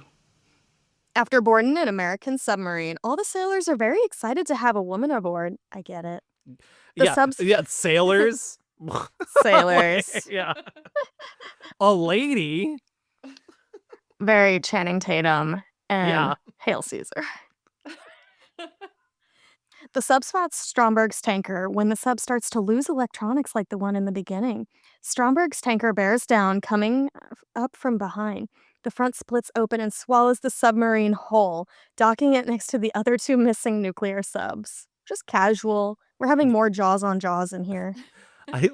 I love the revelation that this tanker is big enough to house multiple subs. And once again, this was like a 63-foot model, so it's very big. I still don't. It's a little TARDIS inside. It's a little bigger on the inside. It is very TARDIS. Mm-hmm. Yeah. Mary Poppins carpet bag here. Yep. Very Situation. that. The massive interior of the tanker is flooded with henchmen. Stromberg demands that the sailors on the sub turn themselves over or everyone inside will be killed with cyanide gas. While the sailors are offboarded, Bond and Anya are captured, and Stromberg has them brought to him. Stromberg explains that his plan is to blow up New York and Moscow with the nuclear subs, starting global destruction. He also explains he's not motivated by money. He just wants to restart civilization under the sea. The British and the Russian subs, now called Stromberg 1 and 2, depart, heading to start the billionaire's apocalypse. There's so much I want to say about all that. The first being, I love that James Bond is like, we're going to hide and pretend that, and Stromberg's instantly like, yeah, those two, bring them to my office. Mm-hmm. Exactly. Well, and how she also at first has her hair, we have to bring up her hair again, tucked up in the hat. And then when they pull the hat off of her, she just does the perfect hair flip. She's like, I'm here. I am a woman on board. But yeah, it's like this whole section of the movie for me just escalates so quickly. Yes. It's like all of a sudden, not only does he want to build this new civilization under the sea, we're nuclear warfare, decimating two of the biggest cities. Like it's so, and I think this is where, if we talk about like things that maybe don't work as well in the movie for me, like the pacing of this part of the movie, really, I think this is when it gets stretched out. I think, and I love a slow pace, but it's not so much the pacing of it. It's more so just getting all of this at the end, and that detail of, oh, by the way, now I also know that you killed my former lover. I'm going to get you at the end, tacked onto it. It's just so much right at the end. And also, I think, and we've talked a bit about this in the Roger Moore era, there is action scene bloat, where I get that you want these action scenes to go on for a while. But they take up so much screen real estate that after your like 16th explosion, for me at least, I'm a little exhausted. I'm like, we could be doing anything else, guys. And so I think for me specifically, I agree with you, but I think that's also a huge part of that problem, where so little of it is actually plot, because so much of it has to be ceded to sailors being thrown over a railing and like, yeah. Very that. Stromberg separates Bond and Anya, launching a speedboat carrying himself and Anya back to his Legion of Doom headquarters, which he has dubbed Atlantis. Don't worry, the boat is only a model. I'm not cool with updating a movie years after, but if there's one shot I would change in this movie, it's like it looks like Todd Haynes Superstar. It looks like Barbie boat, like, oh my god. It's wild. Love it. Bond fights his way free of the henchmen, killing some with a spear gun and fighting his way to where the sailors are being held. He frees them, let them be gay. And together they attempt to take back the tanker from Stromberg's soldiers. I have a sidebar here just saying, I love the bit where the young British sailor takes charge and calls for his group of men by name to back him up. That feels very musical to me. Very. Yes. I love this part too. Andrews, James, Marshal Purvis, follow me. He's like, Kenneth, Stephen, I need you. Maybe this is where it turns into like a song and dance number as we go through all the action sequences. I'm just throwing that out there. Meanwhile, at Atlantis, a sentence I've always wanted to say, Stromberg is holding Anya tied up to his underwater study. Back aboard the tanker, Bond has the sailors take apart a nuclear missile so he can use the detonator to blast their way out of the control room. However, if the sides of the detonator are touched at all by the nuclear core, it's curtains for everyone. After a tense moment, Bond gets it free, and while stealthily riding on a golden ball, he is able to blow an entrance into the control room. The sailors rush in, and Stromberg's captain tells him he's too late. Bond suggests perhaps not, if they can reprogram the two submarines to destroy each other. What follows is perhaps an unintentionally hilarious moment where Bond has to reference an instruction manual and type on a keyboard as if he has never seen a keyboard in his life. And you know what? Roger Moore hasn't. He is Yeah. 50, and this is the 70s. This reminds me of in the movie Life Size with Tyra Banks. Yes. When she has that office job and she's typing and it's just gibberish. This man has never, when he has that little instruction manual and there's like 2 minutes left at this point, you just think, how is he going to find this? How is he going to flip to the right page? It's the first time he has read a book or used a keyboard. I cannot wait for the Tyra Banks life-size clip that's going to go on Instagram for this moment. Yes. It's so funny because my brain, it's just because I'm just a tiny bit older. You're so young. My brain went to "Don't Tell Mom the Babysitter's Dead" with her trialing. Mm-hmm. Very that. They are able to send the new coordinates to the subs, which both launch their nukes and destroy each other, forever irradiating the ocean. Take that, environment. Who needs the environment? We're all killing it at this point. This also happens in the next book, and we'll get to it when we get to Moonraker, but there's a moment where there's like a nuclear explosion at sea, and Bond literally asks M, like, is this like a concern? And he's like, well, a couple people get sick in France, and it's like, okay, crazy. M hates the French, I guess. I get it. The United States sub then blows itself free of the tanker. And Bond and what's left of the three crews work together to head to Atlantis to stop Stromberg. Get every fucking silly sentence. A beautiful sentence. The Pentagon sends word that there are orders to destroy Atlantis with their missiles on the way.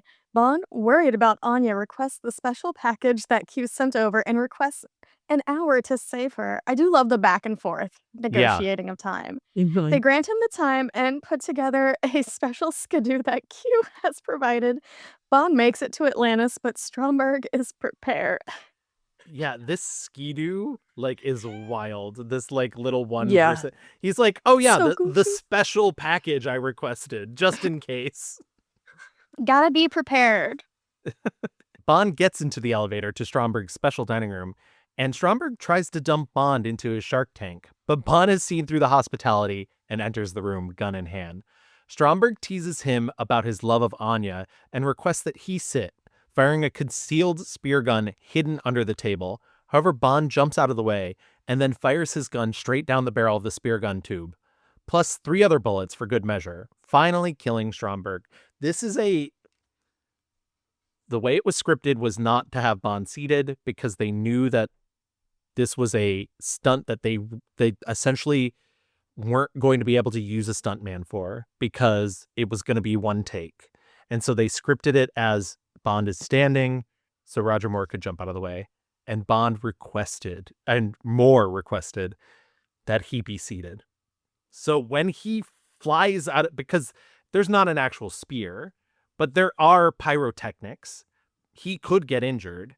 And Moore did this stunt, did it well, but was like, no, I'm going to do this, which is out of character for Moore. Moore was not the stuntman. If I like anything more than 70s movies, it's 70s era interviews with actors. And I watched a really good one with Moore from the BBC where he actually talks about how the chair went off before he left the chair and he ended up getting a little bit injured from it. And he was so self-deprecating about it too. God. We think of actors today and they're like, oh my God, I moved heaven and earth to cry in this one scene. It's like going back into all their emotions. And he's just like, no, it was dangerous. And it was a little painful, but that was 9 months ago. I'm okay now. And he fires a projectile underneath Under the the table. table, And the chair blows up. Well, unfortunately, the chair blew up before I got out of it. And that did quite a lot of damage to my rear end. That was your very own rear end, not a standard. It was my own rear end, and it had some nasty holes burned in it. Oh, dear. Are you sitting comfortably? At the moment, yes. Well, sort of 9 months have passed. Oh, right.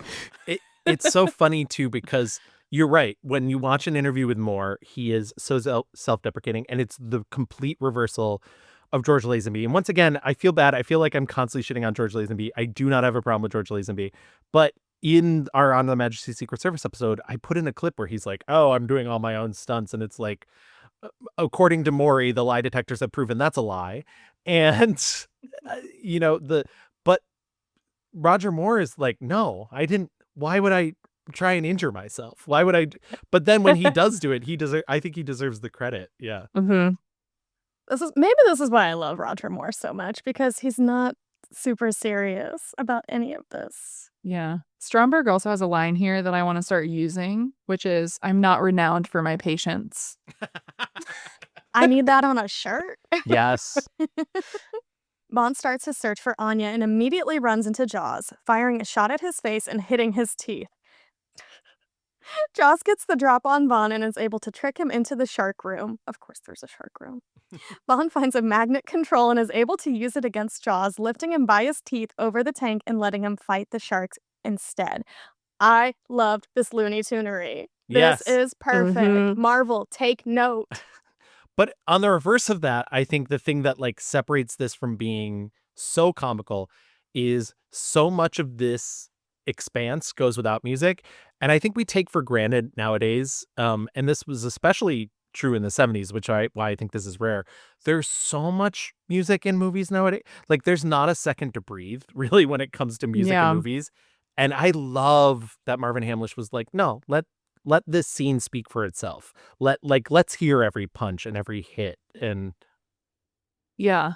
Well, this feels more like it's aligned with movies like The French Connection or The Conversation, movies from that time period that did have moments of silence to let the action breathe. Yeah, absolutely. Absolutely. Also, just the fact that it's magnets on these teeth. Yes. Oh my God. Insane. It's so funny. It's so good. It's funny yet terrifying somehow. Right. Yeah. It's so good. Bond is running out of time, and the Navy fires their torpedoes at Atlantis. However, he finds Anya, and they're able to get to an emergency escape pod, which is basically a one-room bed filled with books and booze. Bond pops the champagne as Anya points her gun at him, determined for revenge. He then suggests they get naked instead, and they kiss. Unbeknownst to them, Jaws surfaces and swims away to fight another day. He's also in Jaws 2, starting the rumor now. You have to go find him, though. I mean, he did fight a shark. He did physically bite a shark. And the shark did great work. Great actor. I love when he bites the shark. and I like that. I think it's so clever that as she's pointing the gun at him and we hear the pop, that sound, you could think it was the gun at first, but it's actually the champagne. It's just like this cheeky little bit of humor that I like. She's moved on. She doesn't care about her dead boyfriend anymore. She doesn't care. She's like, oh, I'll be here with you instead. Exactly. She's a lady with needs. Yeah. The escape pod is picked up by the Royal British Navy and Gogol M&Q, as well as several other officials catch Bond and Anya in their naked embrace. Bond makes a quip and closes the curtain and does what he does best, ends the movie by fucking in a boat. Yes. A chorus of Broadway men singing a show tune version of Nobody Does It Better plays over the end credits before Carly Simon takes back over. We are told that James Bond will return and, for your eyes only, a lie, because they are liars. Once again, Marvin Hamlish. He's like, this is a gay choir, right? Yes. Listen to them. Like, I'm not trying to be stereotypical, but they're like, that's homosexual. Nobody does it better. Nobody does it better. Makes me feel sad for the rest. It's wild. It's so wild. It really is. So goofy. It's so funny. And the fact that his final line, too, keeping the British end up, sir. And then it goes into that choir. Oh, my God. What was going on this set? Cocaine. That's yeah, cocaine. Roger Moore was having so much fun. Oh, boy. I love this one. The end of For Your Eyes. I mean, wow. The Spy Who Loved Me. Final thoughts as we round out this episode. We love to talk about the Bond women. Poor unfortunate Naomi, who gets like a scene and a half. She is technically the other Bond woman in this movie. Sure. I guess. She's a woman in this movie, and I've Sure. quickly learned that every woman in a Bond movie is a Bond girl, apparently. Yes. That is my logic now. But our main star, Agent XXX, Anya Amasova, Barbara Bach, so good in this movie, underrated. Yes.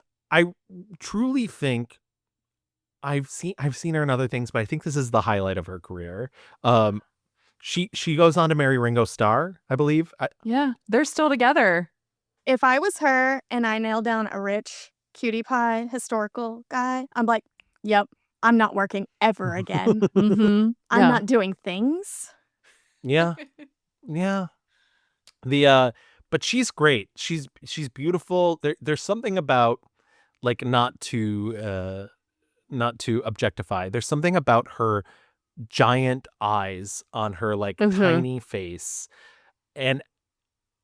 but believable as someone serious and deadly as well. Not necessarily in that final scene where she has their gun on James Bond. You kind of know that she's, like, not gonna, I mean, it's the end of the movie, you know, she's not gonna kill him anyways. But earlier in the movie, when she finds out that Bond is responsible for the death of her lover, I think she plays that scene really strong, where she's just like, yeah, you're fucking dead, dude. Yeah. She has, I think, too, just like that look of the time where she could have been in Yes. Charlie's Angels, that kind of feathery hair. Her makeup is perfect. I think you're right about her eyes, and I know we'll talk about the costumes a little bit, but I love all of her fashion. She's so like Yes. believable, just walking around in those wedges and heels. Just I know it's a silly thing of the Bond universe, but I just love it. And I think what I like about her character too is how she is set up in a way where she has these little details about her that mirror Bond, which Yeah. is really cool. Like just we talked about the drinks, I think her code name, like XXX and Yeah. 007, all like her weapons that she uses. I don't know. I think that the way that she uses her jewelry as a weapon too, I think is really, really cool. Like how he uses the watch. So I like these little details too. And I think she plays with them very well.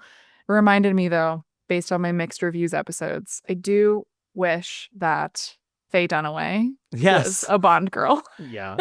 Oh my God. Can you imagine the screen presence alone? The screen Like, presence. Yeah. She would have totally dwarfed Bond. I think Yeah. that's the thing. Yeah. Good thing she wasn't in George Lazenby's because he wouldn't be able to handle that. Right. No, not She at would all. have. She would have eaten more up. I mean, so I George mean- Lazenby would be literally dead.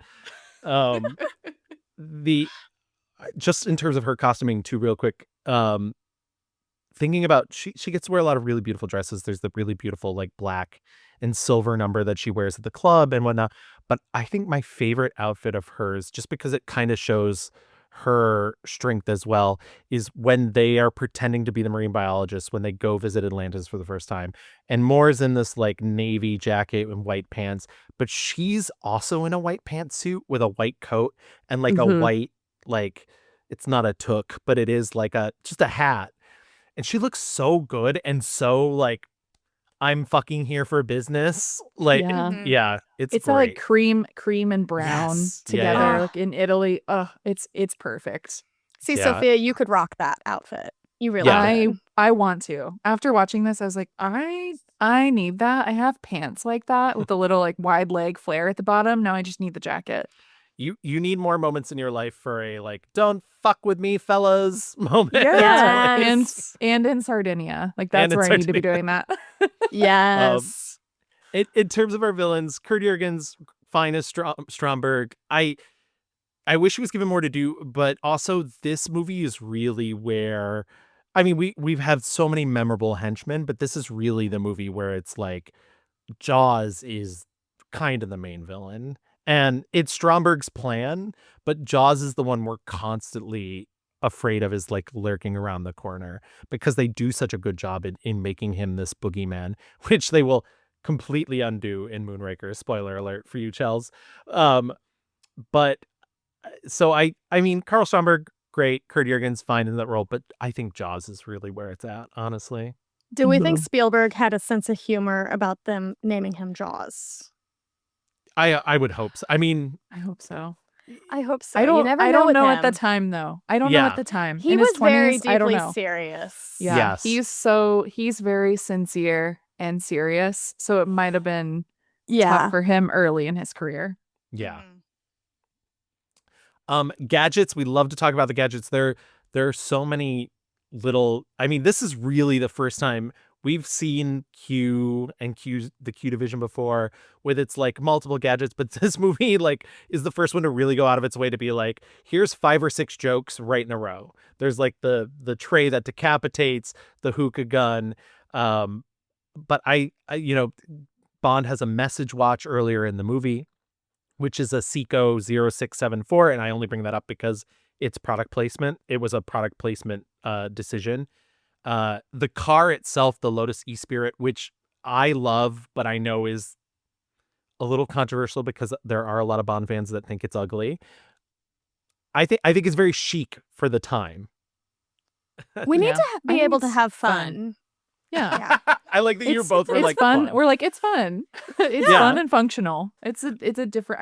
I don't know, and I like how it came to be. So Mhm. even though it's not, I think my favorite car design wise, I just like how it came to be in the movie. So But it is your favorite submarine in the Bond franchise. of course, yes, and I, as mentioned earlier, would like Elon Musk to try it out himself. Just for Please. funsies, just to see. I believe in him.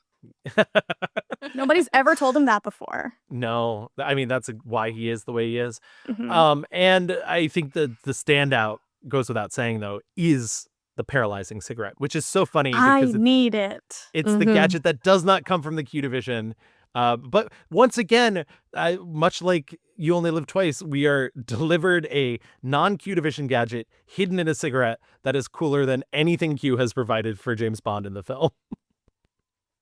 I need one. I also like her cigarette case. Yes. That's in too. That's just so chic and cool, and how it's like Gavin, I should get us like Q Division cigarette cases, but we can put like candy cigarettes in them. Yeah. there you Yeah, go. kids. Sophia will send you one. Yeah, thanks. Kids don't smoke, but also like, You could fake smoke. It looks cool. yeah, Mhm. exactly. And then just a bonus round that we've been trying out with Moore. I would love to talk about Moore's suits. Once again, no costume designer listed, which is crazy. Moore's tailor is Angelo Roma. As I previously mentioned, Cyril Castle, who was his tailor in the previous film, had to go into tax exile because no one's paying their taxes in Britain, apparently. The wardrobe supervisor that's listed in this film is Rosemary Burrows, and the fashion consultant is Ronald Patterson. I love that I was going to be like Robert Pattinson. I have like a little like 9 square box of just some of Moore's fashions. Do either of you have a favorite of his? I know what mine is. Sophia, how many would you smash? 9. All 9. All 9. No, I think my favorite though, I think he looks really, I mean, I mentioned the ski suit, which I just think is a great opening detail. It's very good. Yeah. But I think my favorite is when he gets to the hotel and he's in that tan suit. I think he Yeah. looks really good in like a tan or brown, like that kind of linen or a khaki kind of Yeah. jacket. That's what I I was really thinking like that him too. in. Yeah. It's the eyes. His eyes just pull the Mhm. whole look together. But he looks good in them all. Like it He really tux, does. any kind of jacket. Yeah. He might be the best tuxedoed Bond so far. I think that's correct. My only complaint about the and we kind of mentioned it in the last episode, it's just 70s. The bow ties are huge and we don't need that. So big. Yeah. My favorite actually is when he's in the Navy outfit at the end of the movie. He wears a Navy he does yeah. look like so hot. yeah, he wears a more classic Navy uniform earlier in the film. It looks fine. But the one at the end where it's like like big shoulder pads really cinched in the waist, like The higher neck too. Yeah. higher neck. Mhm. Yeah, he just looks so classy. Also, I'm just looking at the bottom middle picture where he's just in like all this black, and I'm Yeah. like, what a man. Yeah. He is. Once again, and part of it is just that like Sean Connery wasn't willing to try anything, and they weren't willing to try anything with him. And so it was like the same 5 suits over and over again, except for when they're like, throw on a kimono, you're Asian. But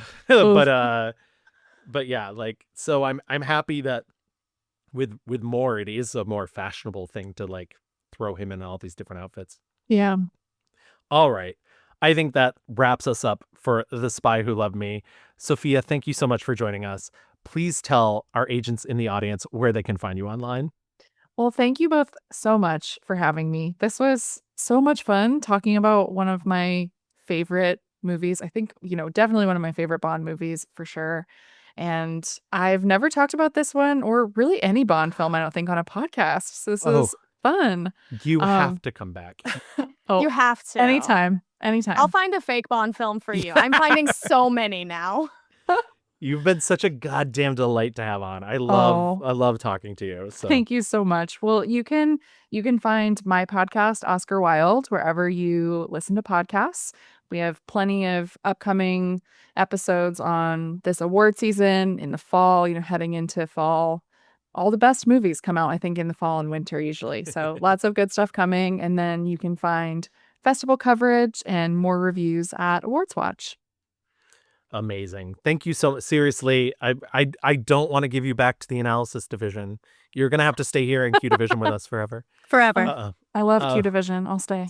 Perfect. Everyone go check out the fun Oscars episode they did for Awards, where you guys did all your little Oscars from the last 5 years. Go check that out. Oh my gosh. So exciting. Yes. And I didn't mention my handles, but yeah, you can find us on socials at Oscar Wilde Pod, and then just personals. I'm on Blue Sky now. Pretty much I'm trying to stay away from X/Twitter, but you can find me there at Sophia Sim, and same letterboxd handle. So you can find all my watches there and lots of fun lists. Wonderful. Thank you so much. And with that, it's case closed on The Spy Who Loved Me. Thank you for listening to the Q Division. If you'd like to listen to our previous episodes, we are available wherever you listen to podcasts. Please make sure to rate and review our show while you're there. You can also find us on Blue Sky and Instagram at QDivision on both.